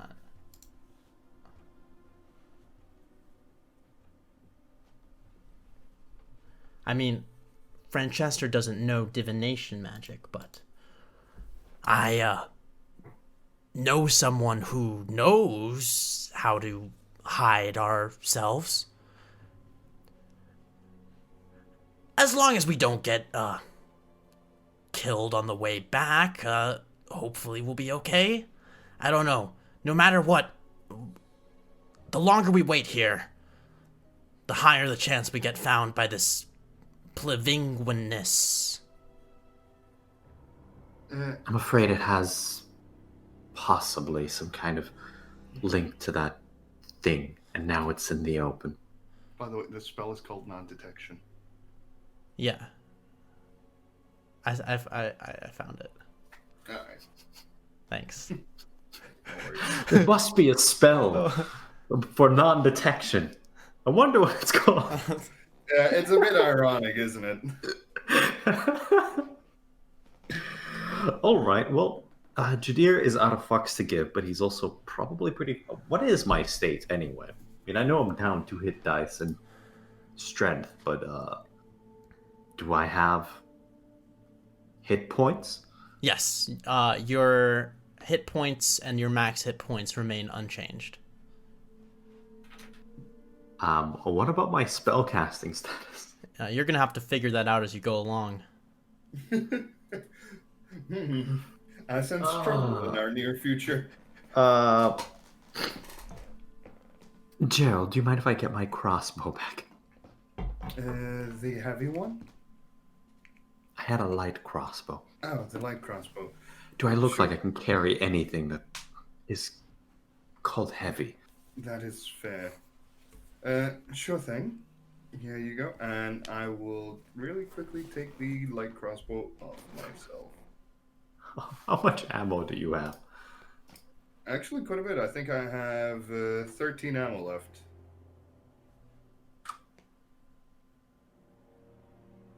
Because I never reloaded Just in the just middle. 1 second. I will pop out of the hut and try to firebolt something. You firebolt the wall, launching a fire blast out of your hand. No, the fire blaster used to feels like you're throwing like this stream of blazing heat, but this time when you throw it out, it feels like it's taken a step back and is not quite as impactful. Yeah, I'll need the crossbow. Well, I'm not that good with a heavy crossbow, but I should still be able to hopefully hit with it.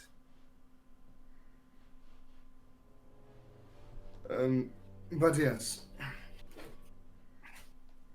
So, the question remains, which way down? At this point, I'll follow you. Well, we can go back down towards that place with the mushroom, the big one. We could go forward here, and from this direction, so you can go back through the fissure. You can go forward.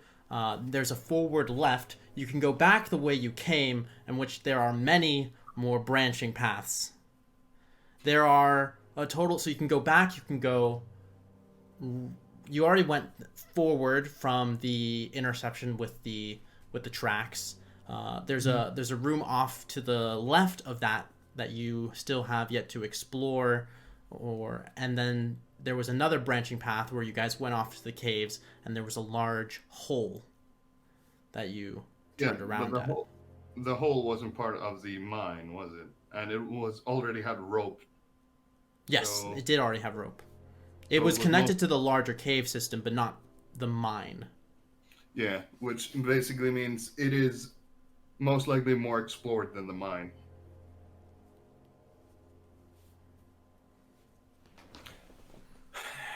We never went to the left way, did we?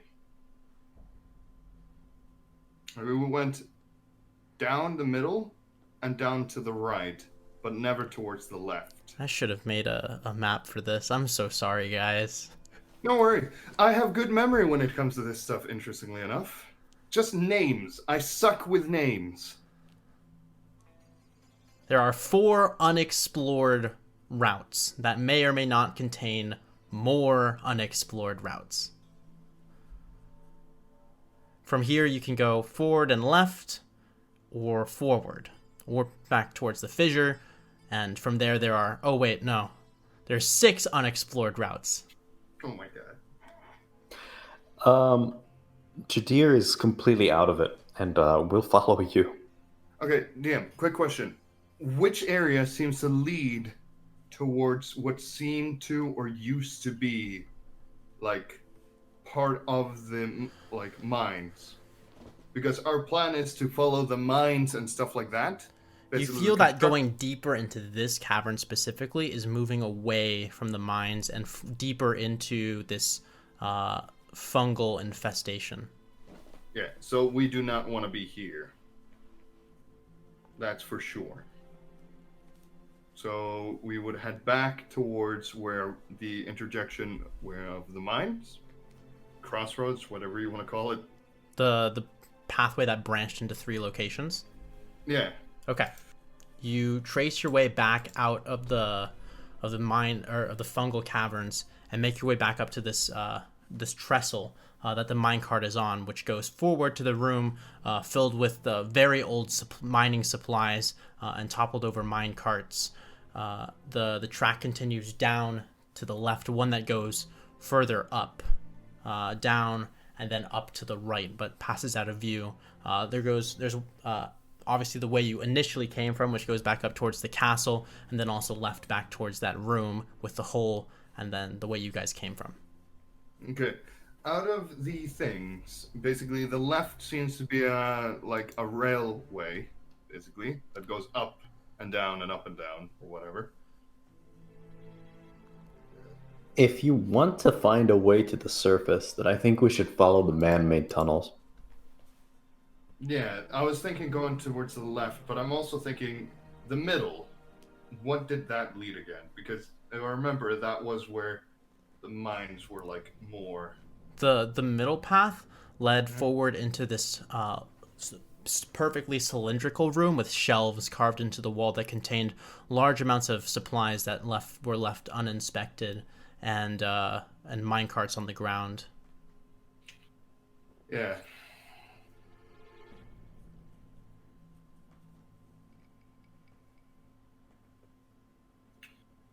And you said that the left goes up. Like it seems to lead up.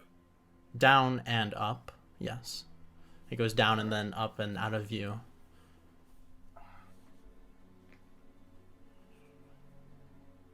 I wouldn't take the minecart.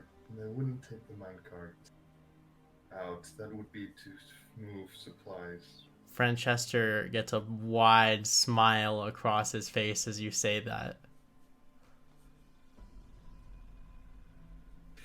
I kind of look. You want to ride the minecart, don't you?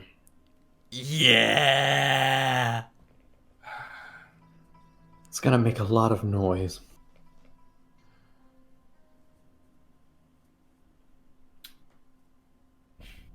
Well, in any case, I think we get moving and then figure things out as we go along. Let's start with the middle route and see, because these middle routes seem to at least be used to walk around. If we see that this just leads to where they've mined, and this is not a pathway or something like that, then we go back and take the left. All right, Sound good? so you're going back down the middle? Yeah. All right, so you walk along this trestle bridge forward, which kind of stops into this large cylindrical room. The several rusted minecarts lay on their sides, knocked off the tracks.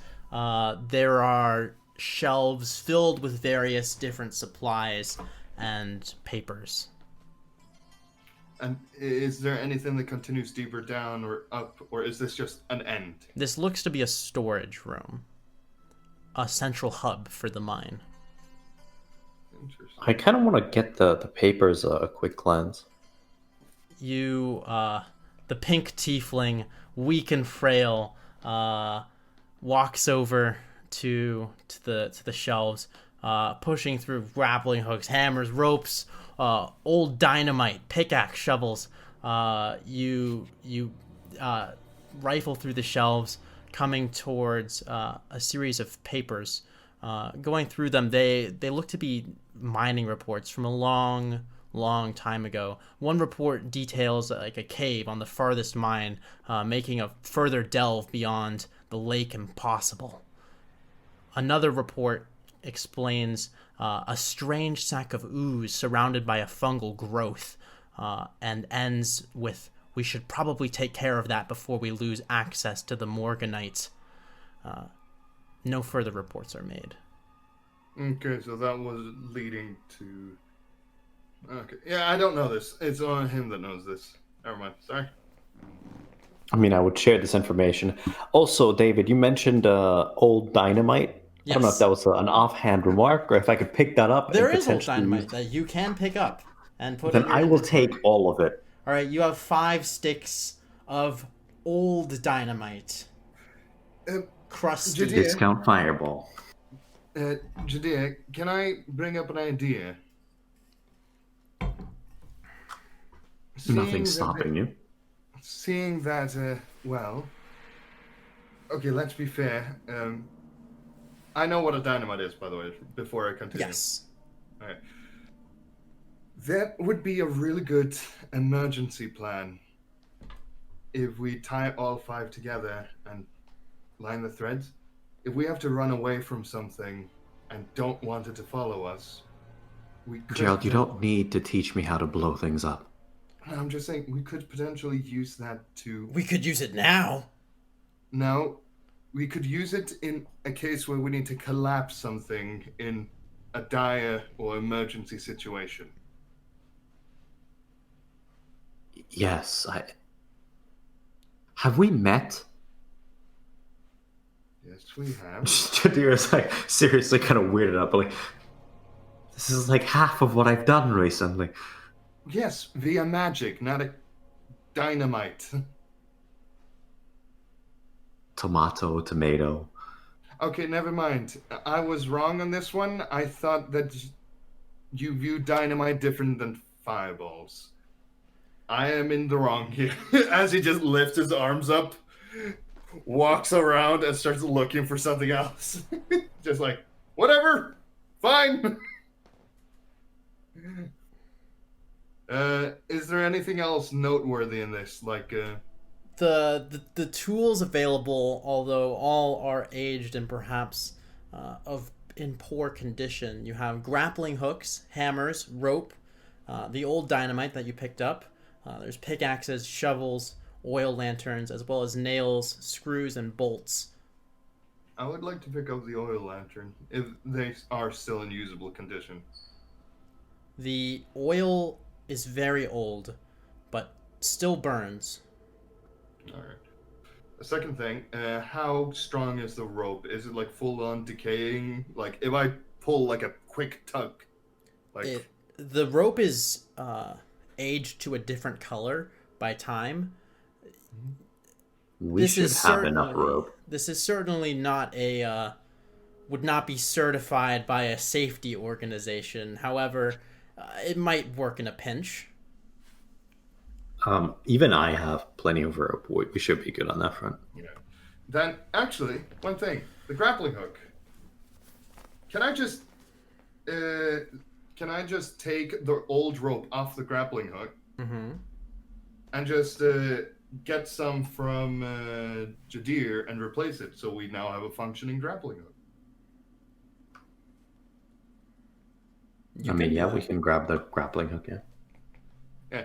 Well, yeah, because I don't have that much rope on me because I have entertainment. It's like a survival game inventory where you attach the rope and the grappling hook to create functioning grappling hook. We don't have a crafting table. Don't worry, just use Franchester. He lays down for you. All right, where to now? Oh-ho. I guess we go now to the left and hope that it leads to somewhere out. Are we taking the minecarts? Jaddir, how do you feel about minecart riding in a potentially dangerous mine? That's a terrifying idea. You might run out of track. Or you might attract you might get out of here faster before the Plavanguinus gets you. I'm not that suicidal. Ah, you suck. Well, it looks like we're walking, and yeah, then we go take the left. Franchester dejectedly follows you guys as you walk away from the minecarts. You know, at this point, I'm like thinking, if there's ever a snow, we're just gonna have a sled where we drag him with. Basically, we're gonna treat him like a child. Wee! He's like going on the sled. Anyways, yeah, so we go towards the left and we see what the whole minecart, mine rail is about. All right. You follow the mine track off to the left from the entrance. May And I roll a perception to keep an eye out for any quote-unquote ambushes from other slimes or such? you may. I mean, I think I would probably be much better equipped to do that in the darkness. Yeah, you guys have a torch lit, but yeah, but you could let Jaddir do this. You can let Jaddir roll with advantage though, since you're both keeping an eye out. All right. I get a 15. All right. Immune to good rolls, except when I'm resisting calm emotions. Jaddir is never calm. You as you guys are moving through this tunnel, you go down along this trestle and up. The cavern is twisting and winding. You can see, keeping an eye out, there are faint, in the darkness, creatures with like these tiny little beady red eyes, about the size of like chipmunks with bat-like wings. There's like 3 or 4 of them just kind of crawling along the roof of the cavern, moving past you guys as you're walking. And I would point them out. Do they look hostile? They don't appear to be hostile to you at the moment, though. Okay, Anything could happen. We'll keep moving. Yeah. You keep moving through the mine, and eventually you arrive at the edge where the mine track stops, and it comes to kind of a resting top at the top of a smaller slope. You guys have been moving through these tunnels for about like 20 minutes or so on foot, and it breaks into almost a maze of these natural stone pillars reaching up to the ceiling. There are ever so these tiny little pink crystals along the side of the wall, about maybe a few centimeters, the largest ones jutting out. They have a very minor kind of iridescent glow to them, which provides faint light to this enormous complex of caverns.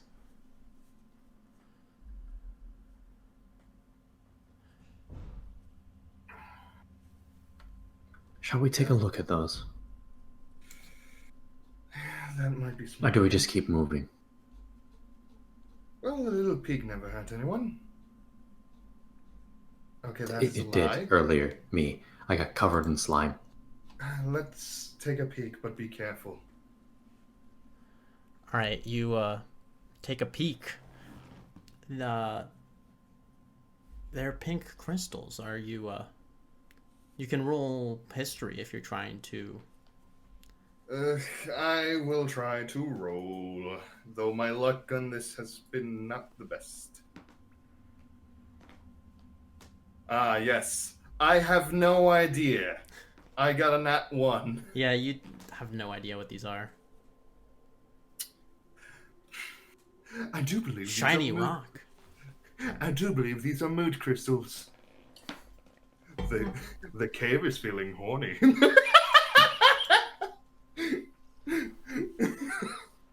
Love you, Dan. I don't think horny has ever been an emotion on a mood ring.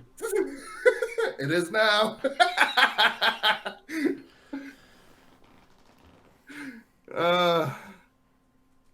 Or perhaps they're just empathizing with Jaddir and his pinkness. Are they magical in any means? Some roll Arcana. I got an 8. You're unable to detect if there's anything magical about them. They seem Cool. pretty normal. I will firebolt one of them. You blast one of them with a firebolt, which it impacts the side of it, shattering the crystal on the wall, the shards falling to the ground and losing their glow.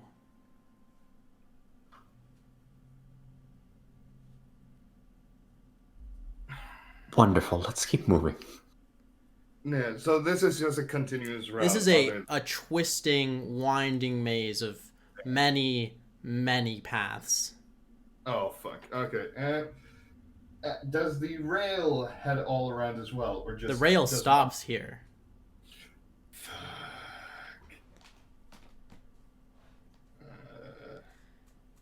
You have a sense that you could very easily get lost in these tunnels, but For a second, I thought you could very easily split the party. you could very easily just split up and look for clues.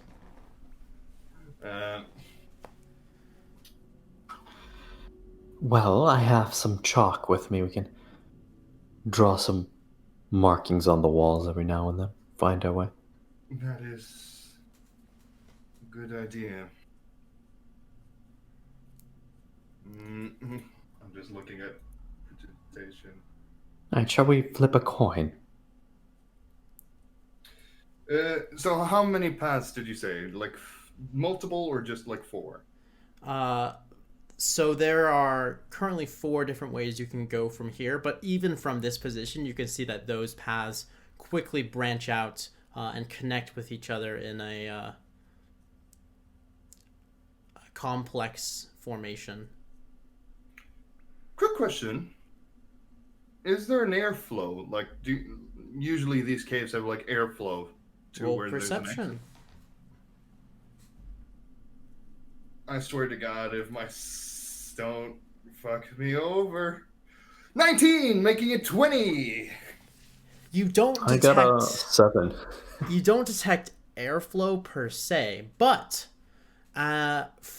this air is different from the area in the main entrance where you had the mine track initially split off, in that it feels very faintly fresher. However, it's not like a breeze is blowing through the caverns. There could perhaps be another exit nearby, though it is likely far off.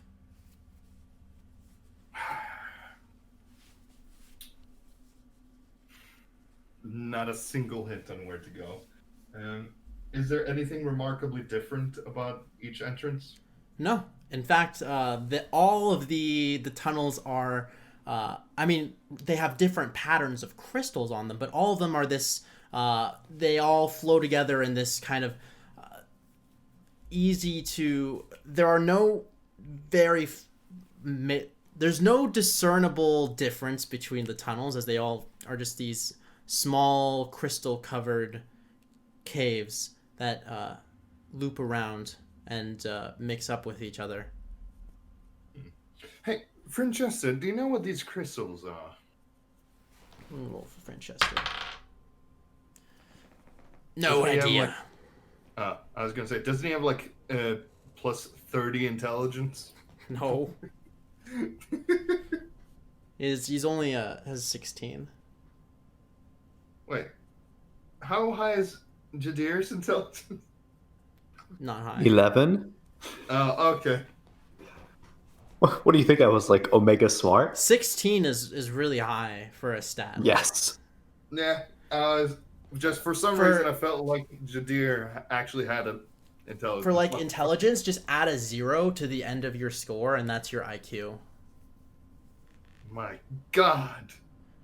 Like 10 is average, 100 intelligence, and it's the same. That's how I think about all the stats in 5e. All right, that's fair. But anyways,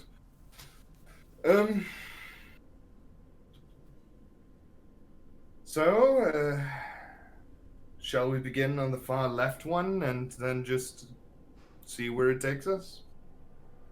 You have a feeling that should the conditions change, you could perhaps track the change in air temperature. Oh, okay. There's crystals all the way through, right? Tiny, tiny crystals, yes. How long would his chalk last through every single tunnel? I don't know. How much chalk do you have? I have 4 pieces of it. You could probably draw... Are you just drawing a line behind you? Yeah, just a straight line of the direction we're going. We can do like arrows of the direction that we were walking. You could, with 4 sticks of chalk, you could make a long distance of arrows. Okay, then I guess we're just doing that. I was going to recommend that we could just smash the crystals that would go past. So we're like, oh, crystal bits on the floor. We've been here. Well, let's get walking and occasionally mark some stuff. All right. We start walking. All right, taking considerably longer as you stop every now and then to put arrows in the ground and chalk. You make your way through these winding passages and quickly find yourselves further away and lost in this winding maze, unsure of where to go, regardless of... I mean, you have the arrows, so you could find your way back, though you've lost your direct perception on where you were relative to where you started. If you're trying to track the change in air temperature, and as you move through the caverns, you can find that there is a difference in temperature and these minor differences that you think you could get by. So roll a survival with advantage, since you had such high perception. before I do that, may I cast one spell before I do it? And I think you know which spell. Go for it. Thank you. That is my last second level spell slot, but I still have like 3 third. So I'll be giving myself Owl's Wisdom, I guess, because that is survival, if I'm correct? Yeah, Yes. survival is wisdom. Yeah. So now all my wisdom checks have an advantage. Which was very, very helpful, because otherwise it would have been another nat 1. That's good. What'd you roll? 18. Nice.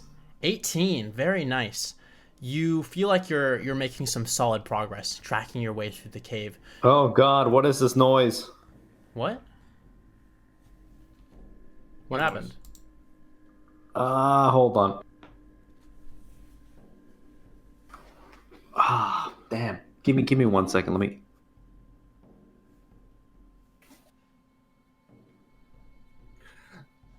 You said that as I soon as I semi unplugged my headphones and I got Oh. like massive static noise. David, Don't did worry. you put your voice changer on again? I just heard like wind tunnel effect. It's great. David, we know that you want to sound, I don't know, you want to sound like David. Yes. I am Gucci now. All right. I'm so confused. I am like trying to focus so hard on the story where I'm like, speaking skills are getting worse. Well, I'm glad you're focusing on the story. So, you guys are making your way through the cavern, and you You're feel like welcome. you've made some progress from your position. Moving, the air feels a little bit clearer. You feel like the spores from behind are faded into nothing now, as you guys, the air is much cleaner than it was farther down below, and the cavern begins to have a slight up tilt to it. You're about you've been going up for a little while, and as you round the cave on one of these larger bends in one of the caverns hooking up to another series of tunnels, you catch out of the corner of your eye, leaning up against a large rocky pillar with like 2 stalagmites on either side, an unusually large boned skeleton in tattered clothes worn by time. They bear a rusted short sword, a small coin purse, and in their bony hand is a closed locket-shaped device. There is an ever so faint print of what was once probably a campfire before him, and there is a message written on the wall behind him in charcoal. It says, "Don't trust the order. Leave it deep in the caves. Lose it forever."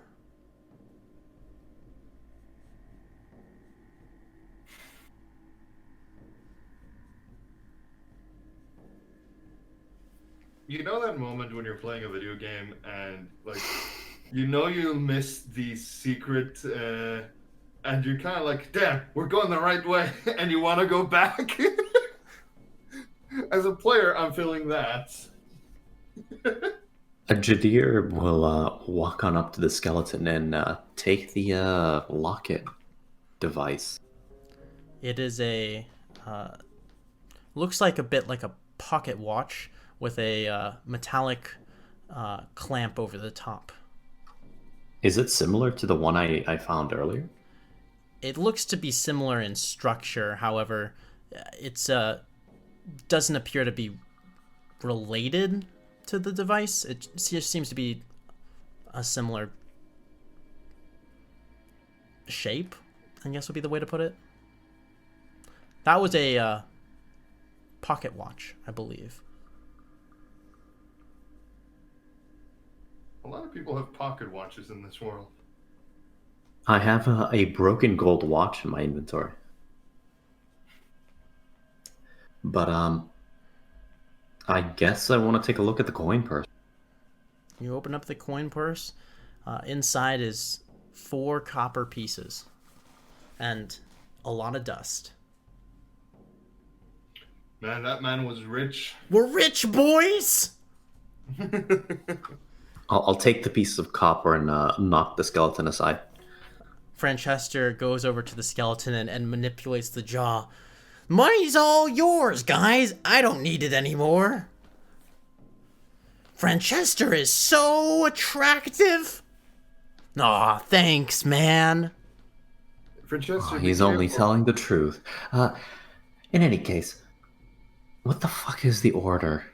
Also, What are we Francesca, supposed to leave inside? The order? I don't know. I just figured this was the way out, and do you really want to go back down? No. I figured. So should we just put a pin on this in case we ever need to go back to this murderous land? And hopefully we are going the right way, and we won't have to find out what the order is. Well, Well, I can only think of one order. It's Order of the Ashen Blade. People who want us alive and wriggling. raw and wriggling. Oh, so it might have actually been really good that we have not decided to go down. But all right. Whatever. Well, I think he wants to leave it deep in the caves and lose it forever. And he says, pointing at the wall. Thanks, man. The order's not in the cave, though. Also, seeing that the skeleton finds you quite attractive, Francesca, I recommend you be careful. He might bone you. What? What? Oh, I get it! Ah!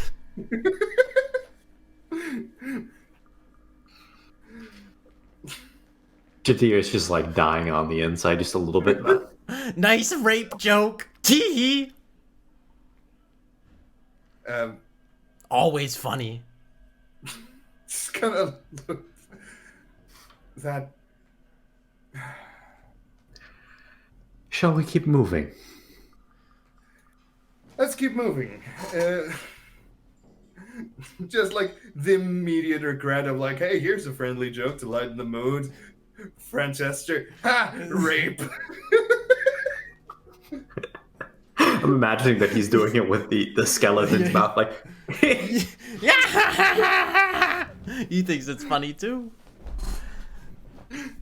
Just like trying to make a friendly. Oh laugh. shit! His head came off. Sorry, Mister. Well, that was wonderful. He's certainly ahead of himself. Please stop.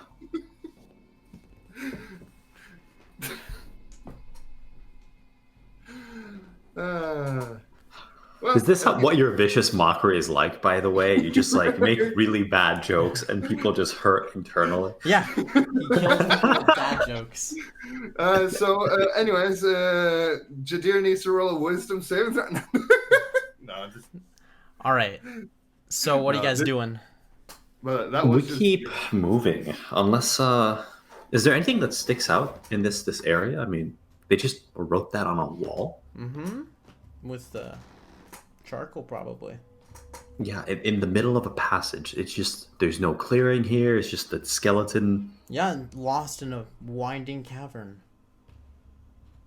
When did this thing bite the... That was... Roll an investigation.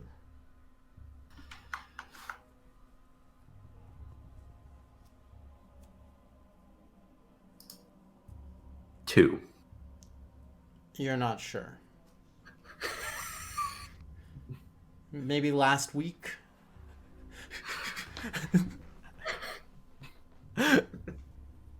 Well, judging by the fact that it's a skeleton and not a body, even on a 2 investigation, it couldn't have been all that recent. But its body looks fairly undisturbed. well, not anymore. Yeah, Yeah, not no. anymore. Now its head is on the ground and its jaw is poorly detached. Oh. Can we figure out what killed it? On a 2? No. I'm sorry, but all I'm just imagining is like every time I made a bad, because I know me as a player loves making bad jokes. So I just imagine every time I make a like my character makes a bad joke, it's actually the mask. No, that is not Uh, canon. I know. Your I character just just like sucks. Your character just sucks.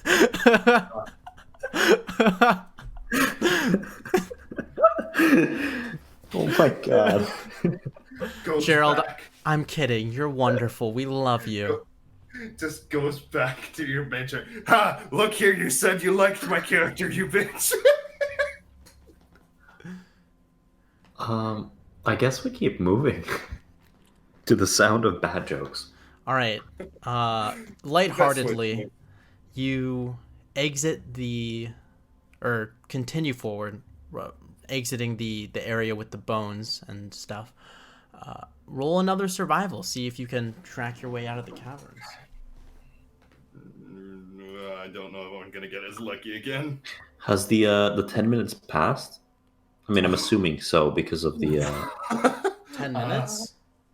for the enhance ability, or is it 1 hour? Oh yes, 1 hour. it's 1 hour. so you guys have been walking through the caves for about half an hour. So Okay, so we should still have it for another check. I can always cast it again later on too. So I am really happy again. It would have been a 13. It is now a 20. 20. Because of a, yeah, With 19. thanks to your intuitive wit and tracking sense, after about another half hour of moving through these winding caverns, they merge together into a larger passageway, and you can see something white at the end of the tunnel. Jaddir, did I die or am I or are you also seeing this? Can I see it any better? I mean, I have basically double dark vision. You have double vision from this distance. You can see that it looks like a grainy white wall. There is a light filtering down from on top of it. Oh, there's something glowing up ahead. I think we can just go forward. Just looks like a screen of some kind. Well, at least I'm not dying then. No light at the end of the tunnel for me today, I guess. No, there literally is one. Oh, like right over.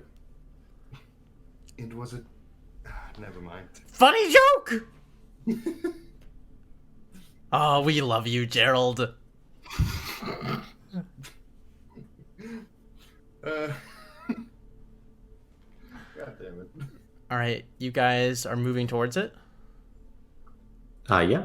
As you get closer and closer, it becomes clearer and clearer that this is sunlight filtering down, and you approach it and you find yourself at an edge looking down. It's about a 10-foot drop from here to the bottom of a crevice, and you can look up from this tunnel in the side of a cliff, and as you look up you can see that you're inside a large fissure in the salt flats. The storm is above you, and you can hear the thunder and lightning once more. Well, we got out. Well, are we headed towards Abarad Baisa again?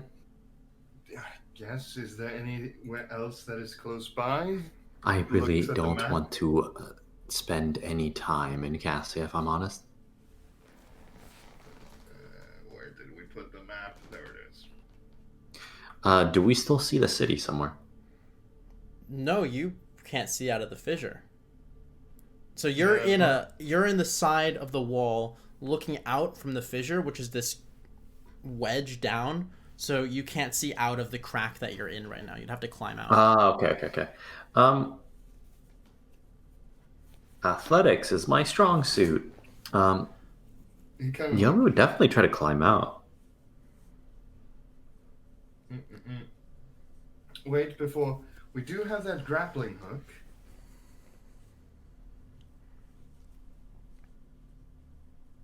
If you want, I could, enhance my own abilities and try to throw it over. See if we can get a good grip. Look, I'll be honest, I'll need basically all the help. All right. By the way, how deep is the drop? It's about 10 feet down. Oh, not that bad. Is there anything at the bottom? Nope, it's a fissure. No. See, here's where there's a language barrier. A crevasse. Oh, all right. A mini canyon. Thank you. That helps. All right. So I guess I have to enhance my abilities again. Boom, boom, boom, boom. Before you do that, is it possible for me to just use Mold Earth? Because I can have two active effects at the same time, just create steps. Yeah, absolutely. Oh. It would take you Well, yeah, a little while longer to get out, but for sure. Sure. You guys could all create like a very hop together on very these slow-moving. very slow moving platforms, like a video game platforming up to the top of the fissure in the salt flats. You poke your heads out and observe your surroundings. A terrifying sight to behold. The drama, the tension will be revealed in the next episode. Fuck you. I like how characters just don't get a break. We even went to the secret exit, and it's like, no, something horrible happened. Why? To be fair, things are really fucked up terrible for our characters. I think the desert at this point ranks pretty low on the list of terrifying things. We're all just going like, man, we should have chosen the desert. Fuck. We chose poorly. As usual. As usual. I feel like you'd be saying this no matter where you went. Yeah. Yes, this is not a problem with the decisions. This is an us problem. We make our own problems.